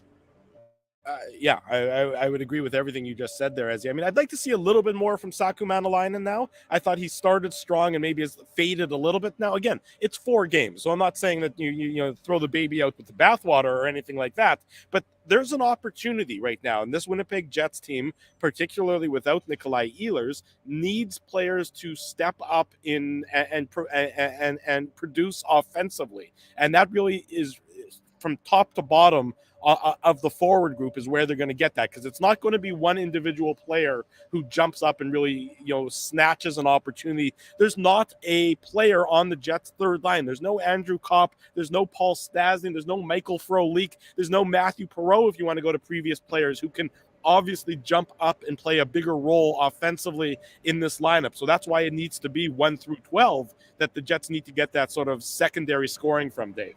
Well, and the only thing I was going to add, Drew, is I think that there's the one thing that they could try and do is do a lot more balance. We tend to see a lot of heavy, reliance, and that seems to be a hallmark of Rick Bonus's teams, is that he goes heavy on his top line and, loads it up. And then, you hope that you have a good second line and then the third and fourth. But to me, there's also that possibility, right? It's kind of the old ice hockey philosophy: a skinny with a couple of fatties, or one of the medium guys with a fatty and a skinny. Like those were your options. They're the fads in this. I'm pretty sure that Dave just called us the fatties, Ezzy, and he's the skinny. If you're doing, I'm 245 pounds, so I mean, I don't think I'm 5'9", 245, so I don't think I'm going to fall in the skinny category. I don't do as much cardio as Dave M. Just more of you to love, though. As I guess what I was saying though is that it's that, like, there's the 2 buzzwords I said I would use at the beginning of during training camp. One was opportunity, which we're seeing that now with guys like Mason Appleton and Cole Perfetti, and the other is balance. And I think that there is that chance, like we talk about it. So if you have a lack of something from an organizational perspective, right? You don't have a top. You don't have a replacement for Nikolaj Ehlers, right? So that's a lack. You have to deal with that reality. That is your reality. So what do? How do you adjust to it? And so from an organizational perspective, you say, okay, well, you know what? We don't have a player who's going to come in and be able to replace Nikolaj Ehlers, or that player waiting on our third line who's going to jump in and be very similar to Nikolaj Ehlers. So what are you going to do? Well, how do you adjust accordingly? And I think one of the things the Jets organization is going to have to do is, go to that idea of balance and having, potentially you break up that top line and you give some of that balance, within, and maybe you put a guy who's, an Axel up on the, who's going to dig the pucks out on that second line, and you put Wheeler on the third line, you put someone else, you just try and create a little more balance in that top 9. So even though you're not, because the problem is especially if you don't have it, then teams can really game plan to just lock down your first, and then you're screwed. So I think if you can do it, so you create that opportunity for lines 1 through 3 and 4, maybe every once in a while, but really the top 9 with a little bit of balance in the lineup, maybe that holds you instead, because like I said, you're not going to be able to manufacture a player. That player isn't there right now. So instead, you have to be able to, pivot and try and figure out, deal with what you have, deal with your reality, as opposed to, pie in the sky thinking like, oh, well, we'll make this guy Nikolaj Ehlers. Well, nobody's going to become Nikolaj Ehlers with the exception of Nikolaj Ehlers. And I wanted to throw something else in there. Like, Drew mentioned earlier about the line combinations and who Rick Bowness and Scott Arniel are going to hopefully have lined up against the Matthews line with Marner and Bunting, and then Tavares, Roberts, and Nylander as your second line. But you believe that, you have to believe, I should say, that, Sheldon Keefe wants the Alex Kerfoot, Kalle Järnkrok, Pierre Engvall line up against, the Scheifele, Connor, and Appleton line. Obviously, the Jets have last change, so Rick Bowness and Scott Arniel are going to hopefully, try to keep that line, the Scheifele line, not up against that line. We'll see how it breaks out here, and how many power plays and everything like that you have early on. But I mean, this is a huge challenge for the Jets. I mean, we're going to be saying that, about the St. Louis Blues as well, even though, I think the Blues are a candidate to take a step back in the Central Division, regardless of how they've started so far. But, whenever you're going up against a Leafs team, and a Leafs team who has had mixed results in their first 5 games, right? You've lost to the Coyotes, you've lost to the Canadiens. You know that the Leafs don't want to come in here and let the Jets take a couple of points from them, right? So I agree with you, though, Dave, when you're talking about the balance. Like, I think even with Ehlers in the lineup, I think you can make the argument that, right now the lines should be possibly, tinkered with a little bit. But when you've got Manalainen on the fourth line, and then you've got Appleton back with Barron and Lowry, I should say, not Barry, Barron and Lowry on the third line, I mean, then you could see the balance a little bit more. That shows you, how important Nikolaj Ehlers is to this team. And he missed 19 games last year, and we know what happened. I mean, the Jets really struggled to score goals. But when you're talking about, Scheifele, Connor, or Wheeler, Dubois, Perfetti, the Jets have enough guys on this team that can put the puck in the net. So, I mean, you can talk about, elevating guys all day long, whether it's Morgan Barron, Sam Gagner, everything like that. I mean, the Jets are always going to rely on their veteran players, and usually they deliver. In terms of the defense for tonight's game, I mean, it's clear that it's going to be the same 6 defensemen. Dylan Samberg wasn't on the ice for the morning skate, which gives you a pretty good indicator that he's still banged up with whatever ailment he picked up in the game in Colorado, the win in Colorado. Do you keep the pairings the same? Do you keep, Morrissey and Pionk, Schmidt and Dillon, and Stanley and DeMello together, or would you see making any changes there? I mean, we saw one change already. Remember, it was Schmidt and Stanley to start the year, and it was Morrissey and DeMello. You're keeping everything the same from your perspective? No, you know what? I mean, let's get Dave M in here, but I mean, I didn't like Logan Stanley and Nate Schmidt at all. I mean, a big reason for that is, I mean, Schmidt is a guy that likes to rover. Right? Like, we know that he likes to rove around. So, I mean, and Logan Stanley, we know that he can, jump up into the play as well. So I like having, the veteran, reliable defensive defenseman in Dylan DeMello, even though, he got caught pinching on that first goal against the Vegas Golden Knights. Right. So I'm keeping those pairs together, Dave. I don't know, what you think, but I like Stanley and DeMello as your third pair a lot better than I do Stanley and Schmidt. I think that you're praying that Dylan Samberg is okay if you're a Jets fan, and we're waiting to hear from Rick Bowness, who's probably speaking as we speak right now over there. Well, I think over there in the Matt Frost Media Center.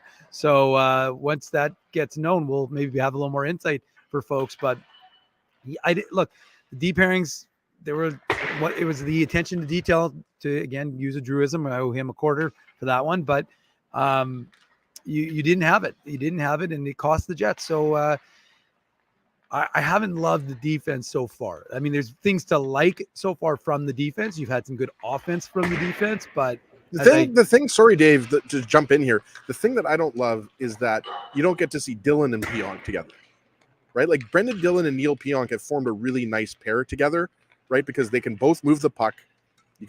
Dillon gives that pairing some size. Right, that's been a knock. I think it's a little bit of BS, to be honest with you, when people say that, with Morrissey and Pionk as your top pair, you don't have a lot of size. Both these guys can move the puck and can handle their own. Like, what was Pionk, second or third on the Jets in hits last year?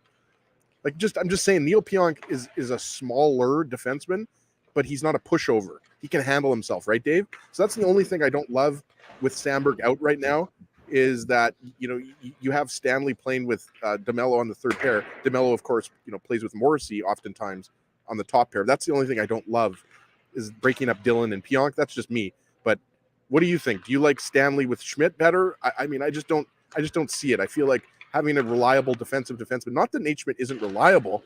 That's not what I'm saying, but we saw what happened when Stanley and Schmidt were together, and it wasn't pretty. Well, yeah, and that's just it. That's the concern, of course, is that you're looking at these D pairings right now, and the analytics haven't looked very good for them right now, and nor has the eye test, I think. So it's tough. Like, you move Brendan Dillon over to the right side and try and get something going there. I honestly, like it to me, the D pairings just haven't gotten it done. And like I said, after the fact, when the games are out of hand, who cares what's happening at that point, right? Like it's what you're doing, when it's a 0-0 game or a 1-0 game that matters most. And right now, those pairings aren't working. So it's hard because it's only 4 games in, and you don't want to have to be reactionary. And if you remember last year, the interesting thing is obviously the Jets got off to that 9-2-2 or 9-3-3 start, but one of the things that they had, which we were shocked about, because it's something unusual, they had almost no injuries on the back end or COVID-related situations for 20 games, I think. Like, they kept those top 6 for all 20 games, I think, for the first 20 games, I should say, of the 21-22 season. So those guys got to have some familiarity and develop, some chemistry together. Now, these guys have all pretty much played with each other, but I don't know. There's just something lacking right now from the D pairings, and I'm not going to sit there and say, well, this guy needs to play with this guy and this guy. It just doesn't seem to be working. And I think that there should probably be a little bit of change, but we'll see. We'll see what happens in the game tonight, or we'll hear from Rick Bowness right after we come back from break. Exactly right. The Maple Leafs are on the ice for their portion of the morning skate. Let's go to break. When we come back, more on the Jets and the Leafs, and we're scheduled to be joined by Dave McCarthy of Sirius XM, NHL Network Radio, and of course, NHL.com. It's a Saturday morning, the Jets and the Leafs later tonight. Much more to come. Stay with us. You're watching the Illegal Curve Hockey Show. We're live on YouTube. We're live on all of our social media platforms. Keeping Winnipeg laughing for over 30 years.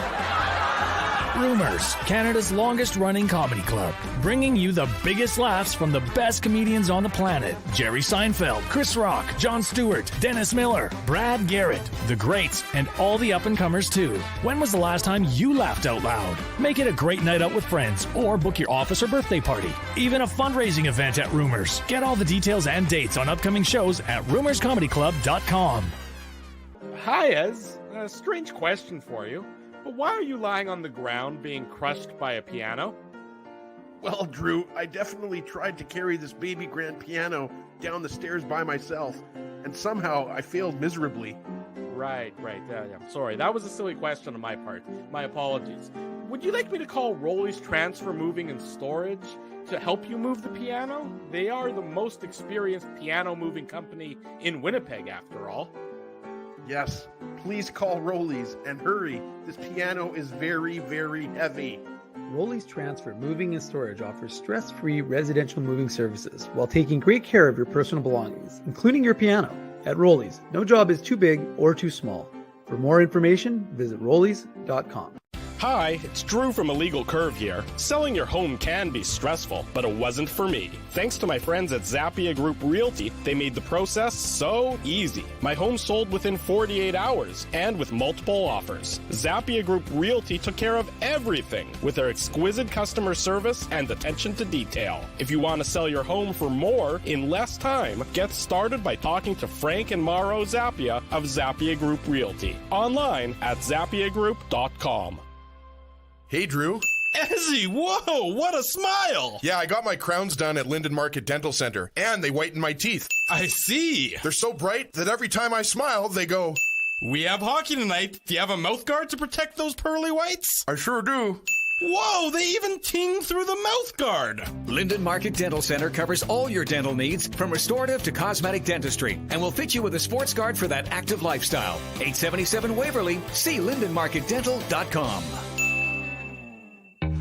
So you're a pizza person, you married a wing person, but somehow your kids are salad people. You can't pick your fam, but you can pick your BP meal deal. Starting from $18.99 for takeout or delivery at bostonpizza.com.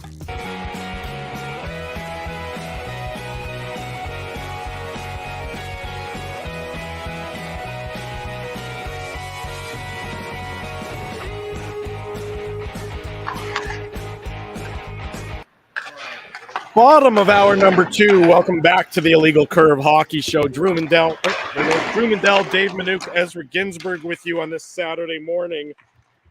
I just popped my headphones out. Let's get those back in there. Dave McCarthy of SiriusXM, NHL Radio, and NHL.com, our guest. Talk about the Leafs ahead of tonight's Jets-Leafs matchup. We're live here at Canada Life Center. The Leafs in the background starting their morning skate. Dave, good morning. Nice to see you. How are things? Good, fellas. What's up? Not too much. Just enjoying a little Saturday of hockey talk. You got a little Sunday of hockey talk in store for us, I'm sure, tomorrow, but it's going to be a nice matchup tonight between the Jets and the Maple Leafs. You can hear the clanging of pucks and sticks and everything else going on behind us. You know, Dave, this Maple Leafs team is off to an average start, a middling start, but based on the reaction, you would think that the sky is falling. Is that what one loss to the Arizona Coyotes will do to you? Well, it certainly won't help, but I do think they were essentially creators of their own demise off the ice this week when they seemed to involuntarily go into auditions for the young and the restless. Look, what Sheldon Keefe said, and I'm sure you guys are aware, after the Arizona game, where, quite frankly, they did not play well at all. They had numerous opportunities on the power play, could not capitalize, didn't get much done at 5-on-5, didn't get to the net.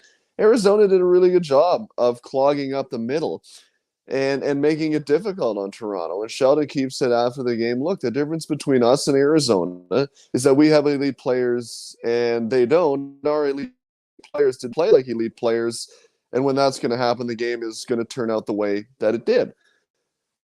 That's just the God's honest truth. Like that if that's harsh, chain me to the wall, because I'll talk to some fellas from a bygone era on the brunch tomorrow, and we'll discuss that, and they'll tell you that that's really, really not all that harsh. So, look, he was right. Matthews, Marner, Tavares, Nylander, they did not generate. They did not step up. They did not make the difference in the game when they had ample opportunity to do so. And then on Wednesday, Mitch Marner was asked about it. Here, I don't know why he admitted to this, but he said that Sheldon pulled him and a number of other leadership group guys into his office to clarify his remarks. And then Sheldon was asked about it after that, and he said, I used some of the wrong words. That's not what I was getting at. And then he went on to essentially backtrack on his comments. And then on Thursday, before the morning skate, before the Dallas game, Sheldon came out again and said, well, what I really meant to say was it's more a function of dealing with you all, the media here in a city like this, to make sure that my point is being taken correctly. And all throughout this, I tell you, it felt like the longest week of all time, because it just turned into essentially a soap opera. I don't think it did the players any favors, because I don't think, quite frankly, the players were all that bothered by this. But the perception was now that they were. And then you turn around and if you're Sheldon, you're kind of looking a little bit unsure of your role, of yourself. So I think that was necessary. But they came out, they played well enough against Dallas, picked up a win, and here they are 3-2. You know, Dave, as you mentioned, the Leafs are 3-2. There's a lot of players that we have to talk to you about, I'm sure. Somebody's going to ask you about Nick Robertson and that beauty debut, scoring the OT winner against his brother's team. Are enough people talking about how well Ilya Samsonov has been playing? All 3 wins, 3-0. Save percentage, I think, is something like 930, 940, something like that. Like, and obviously, you know, Matt Murray's injury, you don't like to see that early on the season. It definitely tests the goaltending depth. But I mean, just what have your overall thoughts been on how well Ilya Samsonov has played? He's played very well. He's played steady. He's done exactly what the Leafs have needed him to do. after Matt Murray got injured, heading into the third game of the year, essentially a week ago to the minute that we're talking right now. So Samsonov stepped in last week against Ottawa when he was not expecting to start, played well,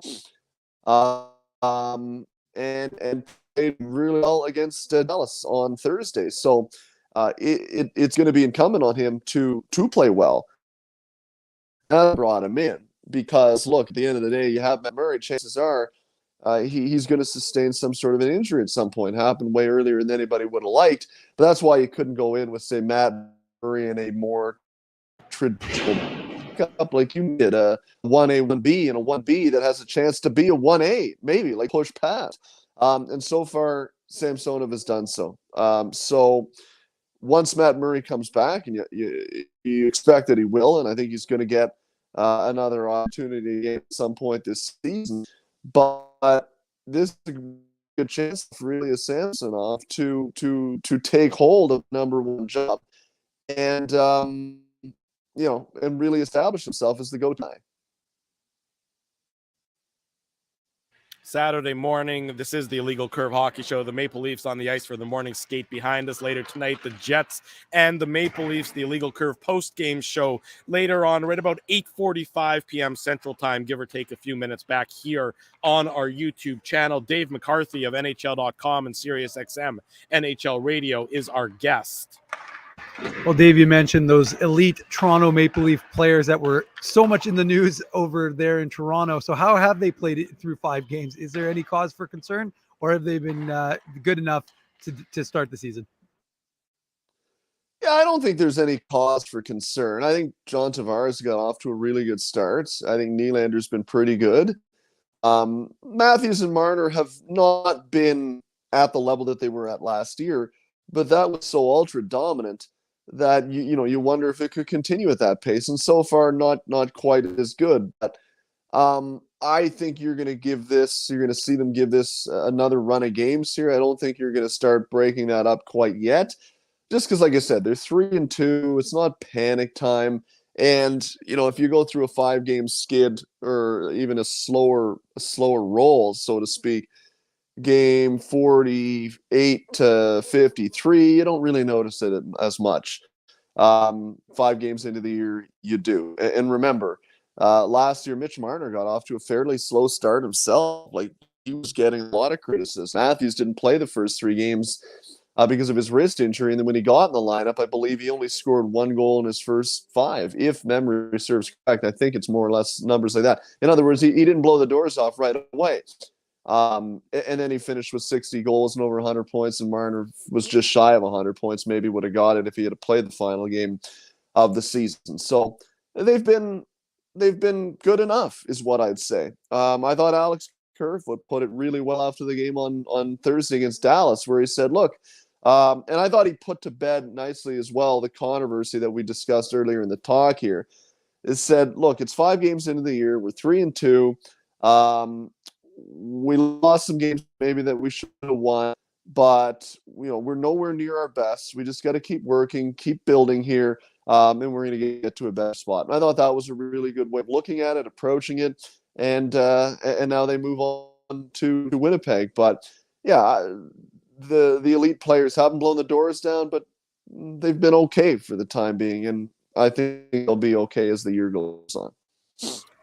Dave, sort of a 2-part question for you. Jake Muzzin out of the lineup. He's on LTIR. Obviously, that impacts the Leafs defense. How have they been able to sort of tread water without Jake Muzzin in the lineup?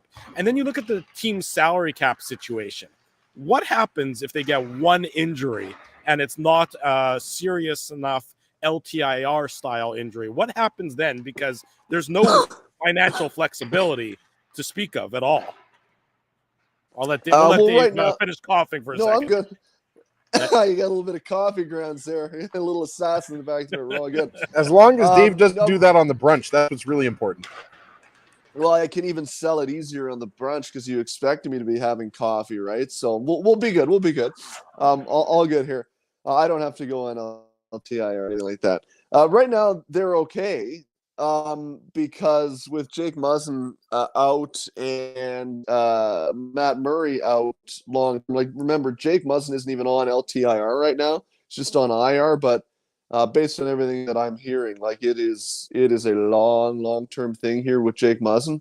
So they do in a way have a little bit of flexibility.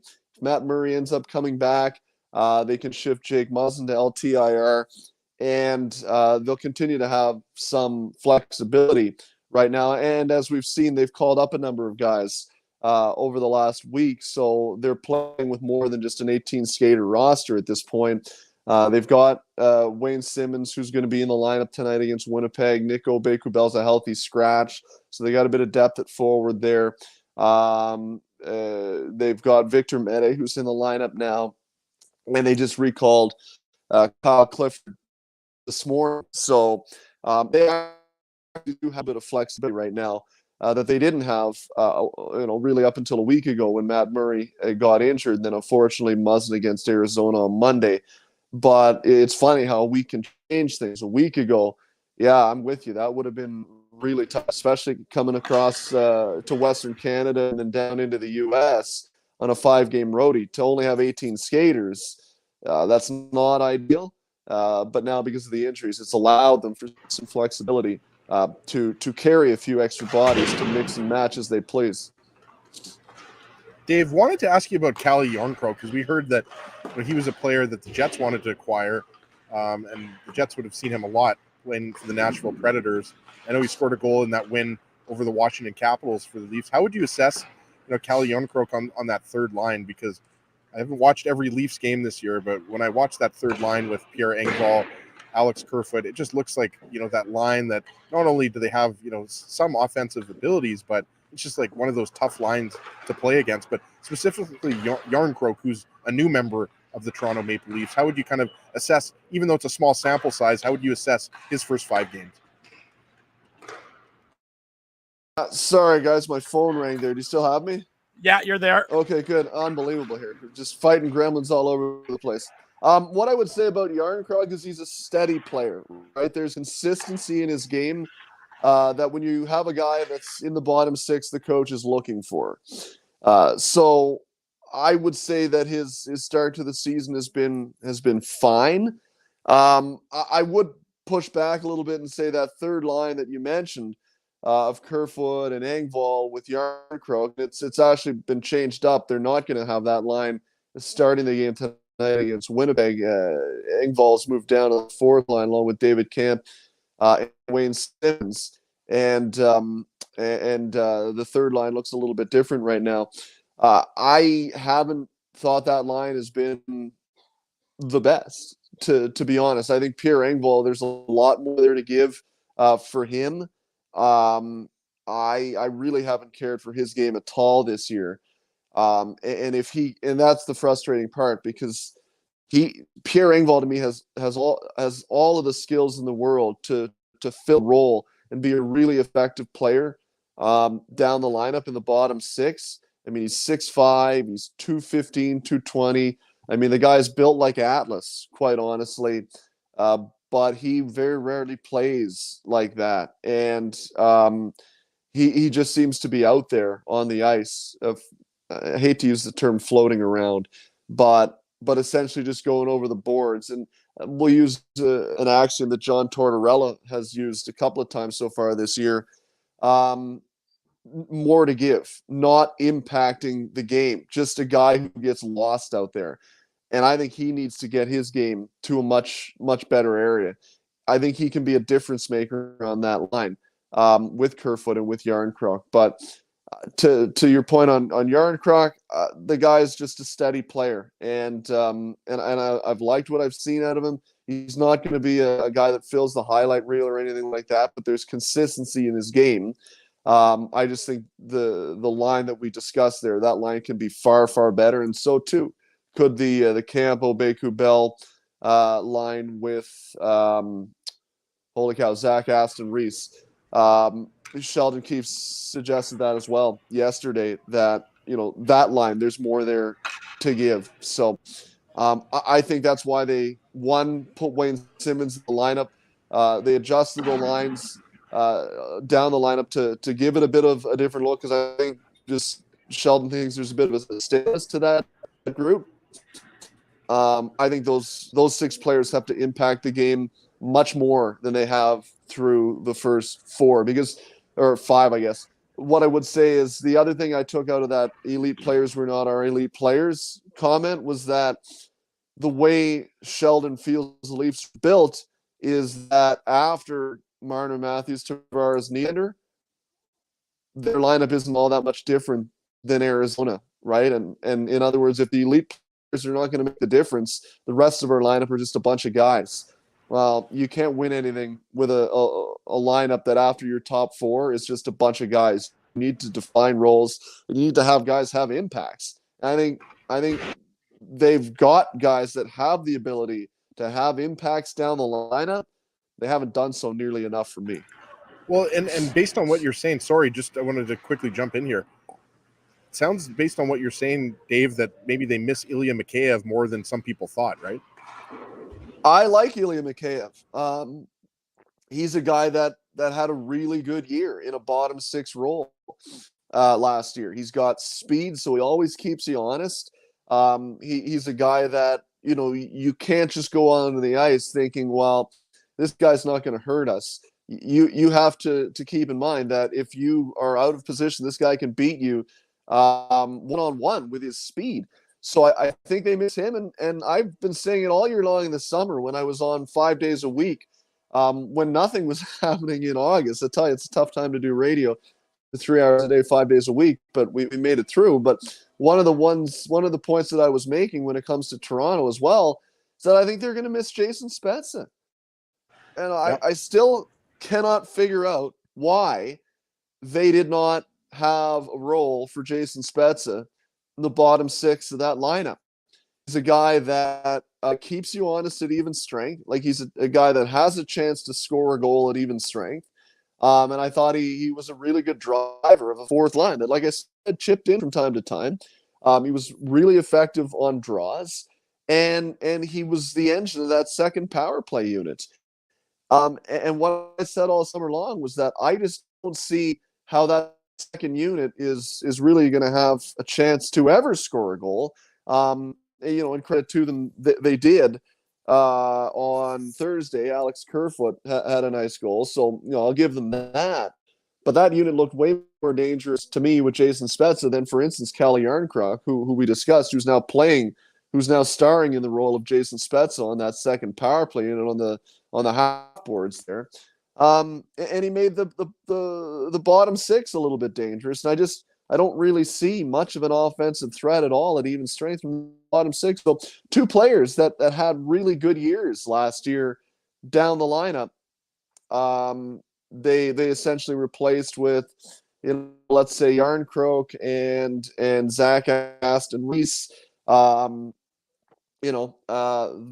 are not guys that are really going to do much offensively. So I think they're looking for a little bit of a different mix now down the line than they had last year. But so far, I haven't seen much offense. And if you're not going to get offense from down the lineup, as goes back to our point earlier in the talk, that's when your elite players better be driving the ship more often than not. Dave McCarthy is with SiriusXM NHL Radio and, of course, NHL.com. Dave, appreciate your time, appreciate your insight. Thanks so much for joining us this morning. Always appreciate it. Thanks for having me, fellas. Be well. Be well, Dave. Cheers, Take Dave. care. We'll do it again soon. There he goes, Dave McCarthy from SiriusXM, NHL Radio, and NHL.com. The Leafs wrapping up what looked like an optional morning skate for them. Austin Matthews, who missed practice yesterday, will be in the lineup for the Toronto Maple Leafs. He did take the morning skate, so no big guns aside from those that were expected to be out of the Leafs lineup will be out of the Leafs lineup tonight. It'll be Zach Aston Reese is one of these guys. Just 3 guys on the ice, 3 Leafs guys on the ice. There you go, Dave M. Eric Shalgren's out there too. As he's facing the right way, Dave and I are facing the camera or facing the opposite direction as we're live here at Canada Life Center for the morning skate reminder post-game show tonight. We're going to be talking about what happens behind us on the rink. We're going to be giving away some great Illegal Curve swag and, of course, Tough Duck toques and all the good stuff that you've come to expect from the Illegal Curve post-game show right around, let's say, 8:45, 8:50. 50, give or take a couple minutes. When You the guys final... need a tough duck toque right now. It is free. Like, we talked about this when we were in commercial break. Yeah. We mentioned Dave M is wearing shorts. Like, I'm wearing thick pants. I've got this, zip up hoodie on. I've got an icy toque on. Like, it's cold. Like, I could use a beer right now from the Bud Lounge. It is definitely cold. I'd help myself, actually. Kyle Clifford, who was recalled by the Leafs earlier this morning, is going to be in their lineup tonight. So the Leafs are going to... Two-time Stanley Cup champion, Kyle Clifford. The Leafs are obviously dressing a more physical lineup with Clifford and with Wayne Simmons going to be in their lineup. So you can expect a fair bit of physicality coming from the bottom of the Leafs lineup to match what they expect. Pierre Engvall is number 47. He's right in front of us here. Okay, well then... So is Engvall out of the lineup, or is it Nicholas Aubé-Kubel? I think Aubé-Kubel is out of the lineup. Yeah. So right now, probably it's Engvall, Aubé-Kubel, and Aston Reese on the ice in front of us. That would make sense based on what you're looking at. Yeah, so I'm looking the opposite direction, so I will trust your judgment on that front, Mr. Ginsburg. But as I was saying, of course, post-game show later on tonight, so be sure to tune back in after tonight's Jets-Leafs game. It's always a spirited contest between these two teams, a spirited contest in the building, so it should be as well a fun post-game show. Before we wrap up this Saturday edition of the Illegal Curve Hockey Show, you've all been clamoring for it. You've been waiting for it. It's coming. Here it comes, everybody. Put on your antlers. It's time for the Minuk Moose Minute on the Illegal Curve Hockey Show. I was going to say that the audience is like salivating dogs, but it's a Simpsons reference, and I didn't know if everyone would pick up on it, so I didn't want to insult everyone. But Boys, we're at Canada Life Center. Should we get Mickey Moose for this segment? That's true. Let's see if he's available just to stand behind Dave and wave. That's a good point, Drew. That's a good intro, boys. And yeah, the Moose hit the road. They're playing the always favorite 3 games in 3 days, starting last night in Chicago. Today they're in Milwaukee. Tomorrow they'll be in Rockford. And they've got a lot of guys. So a lot of people are asking me what's the status, because Brad Lambert, Kevin Stenlund, Tyrell Bauer, Greg Morellis, then the list goes on. There's a lot of more guys who actually didn't play in the game last night. So I don't think those are health-related issues. I just think that they have a lot of players right now, and they're just rotating guys in and out. Like I said at the start of the show, Chaz Lucius, he was playing with Daniel Torgerson, the 2019 second-rounder. He was Chaz Lucius, of course, is the 2021 first-rounder, but he's playing center, and that's what you like to see if you're a Jets fan, because you want to see them develop him as a center. That's a future goal right there for the Winnipeg Jets organization from a development perspective. And Chicago's kind of been the bugaboo for the Winnipeg Jets, for the Manitoba Moose. They've always played them well, especially last year, but they always seem to kind of get caught at the end, and Chicago would win. Chicago, of course, won the Calder Cup last year. They won it all. It would have been a great, final or divisional matchup if Milwaukee hadn't eliminated the Manitoba Moose, to see the Moose go up against the Wolves. But anyways, going to last night's game. Started off well with Quinnipiac's Wyatt Bongiovanni scoring his first ever pro goal, opening the scoring. That was a lot of excitement for him, of course. And then Mikey Esimon, who I don't think anybody gets more excitement scoring. He had a nice little play, a little bit of the Ehlers-esque, took the puck from behind the net, wrapped it around, went out to the blue line, floated a puck. I think it was Alex Limoges who was giving a screen in front, and that allowed the Moose to take a 2-0 lead. And then they just kept on rolling, right? Then who got the third goal? It was, Jansen Harkins on a nice little give and go. Jansen Harkins, we already spoke about. We talked about the opportunity.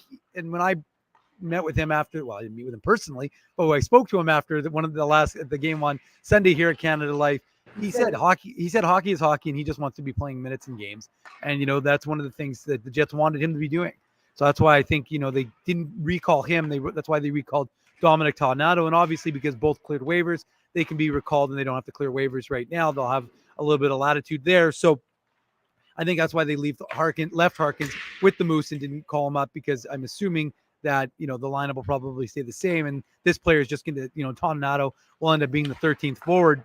So you leave Harkins in to play with the Moose and get in all those minutes and get his legs going. And then shorthanded Nicholas Jones, 2/3 of the lunch pail line. Cole Meyer, who had 2 assists in the game, the alternate captain for the Moose, and Nick passed it over to Nicholas Jones to give the Moose, a shorthanded goal. And then it finished off with Henry Nikkanen, the 2019 4th-rounder, a bit of a defensive specialist. He blocked the shot with I think it was a 4-2 game at that point. He blocked the Chicago shot, and then took a shot probably about 150 feet from the Moose zone into the Chicago net, into the back of net, and the Moose ended up winning that game 5-2. And the player I really want to highlight, really, I think the guy who needs to be mentioned is Oskari Salminen, because he's been very good in his 2 starts for the I have his numbers here. He's 2-0-0. He has a 1.00 GAA and a 961 save percentage. Of course, it is only 2 games, so let's not get overly excited with his goaltending just yet. But he's looked, from the game I watched him play against Rockford last Sunday, he was really solid, really comfortable in net. And that's kind of what you want from a goaltender who obviously had a very good year in Liga, but you didn't know what he was going to be like here. Very confident, very nice guy. I talked to him after the game.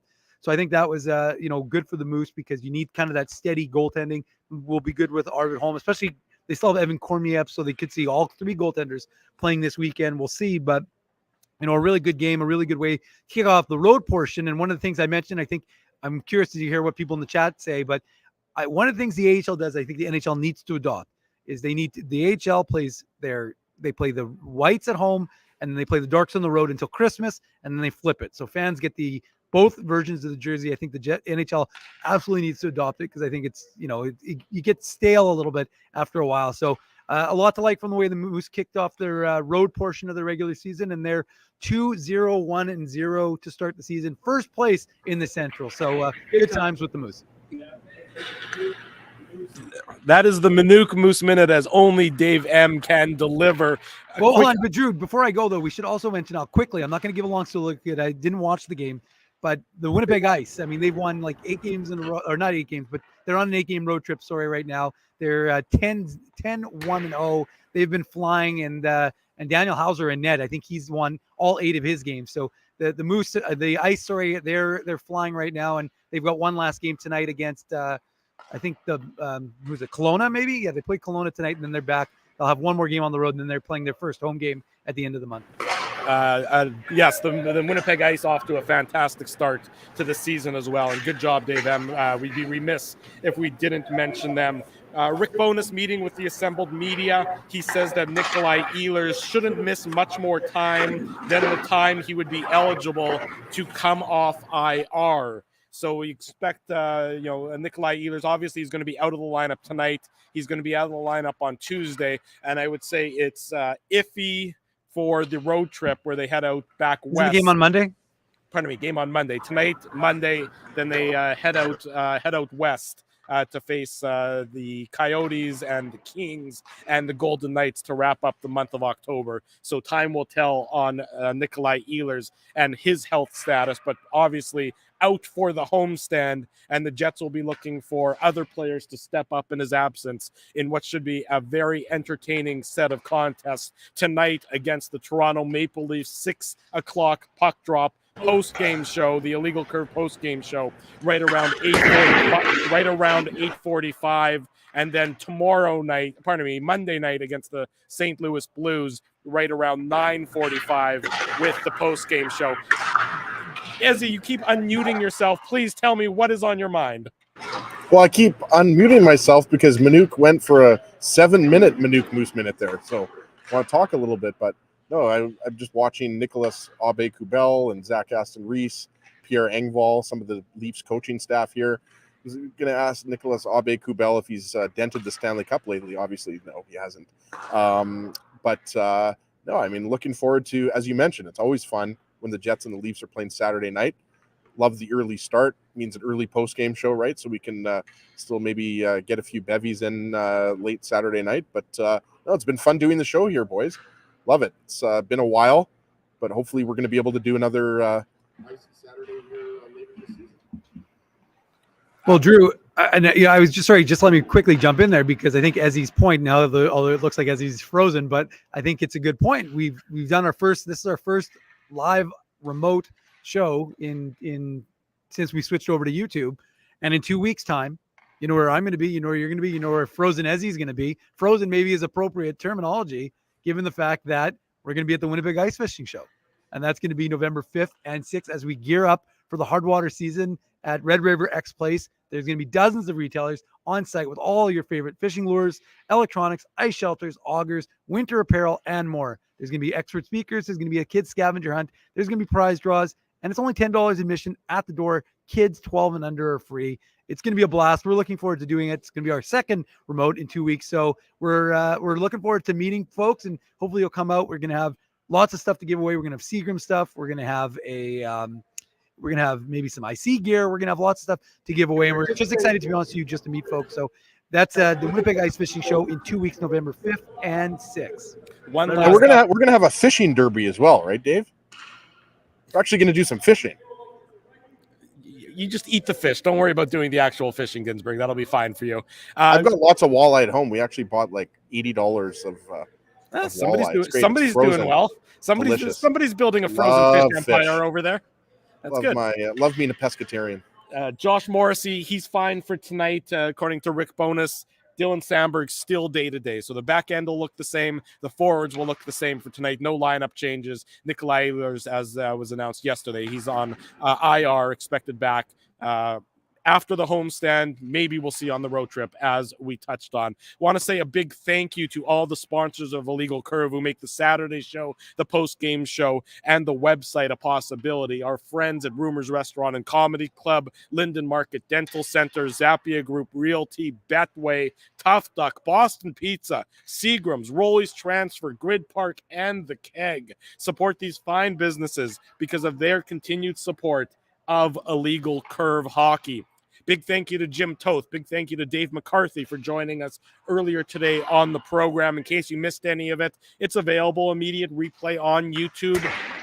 Also available, you can download the podcast, subscribe to the podcast, leave us some feedback. Leave us some feedback on the podcast. Leave us some feedback on the YouTube channel. We love to hear from you what you think of this broadcast. Big thanks to our friends at the Winnipeg Jets for setting us up here today at Canada Life Center for us to broadcast during the game day skate. It's been a lot of fun. Big thanks to all of you for joining us in the chat. Reminder again, I know I'm harping on it, but that's what I do best. Around 8:45, somewhere between 8:45 and 9 o'clock tonight, the Illegal Curve post-game show back here on our YouTube channel. After the Jets and the Toronto Maple Leafs do battle, we'll talk about everything that happened. We'll give away some great Jets merchandise as well, some great Tough Duck toques to the hardest hitting comment. You know where to be Saturday mornings. You know where to be after each and every Winnipeg Jets game. It is back here on our hold on. channel. Dallas has got a date tonight at the Keg.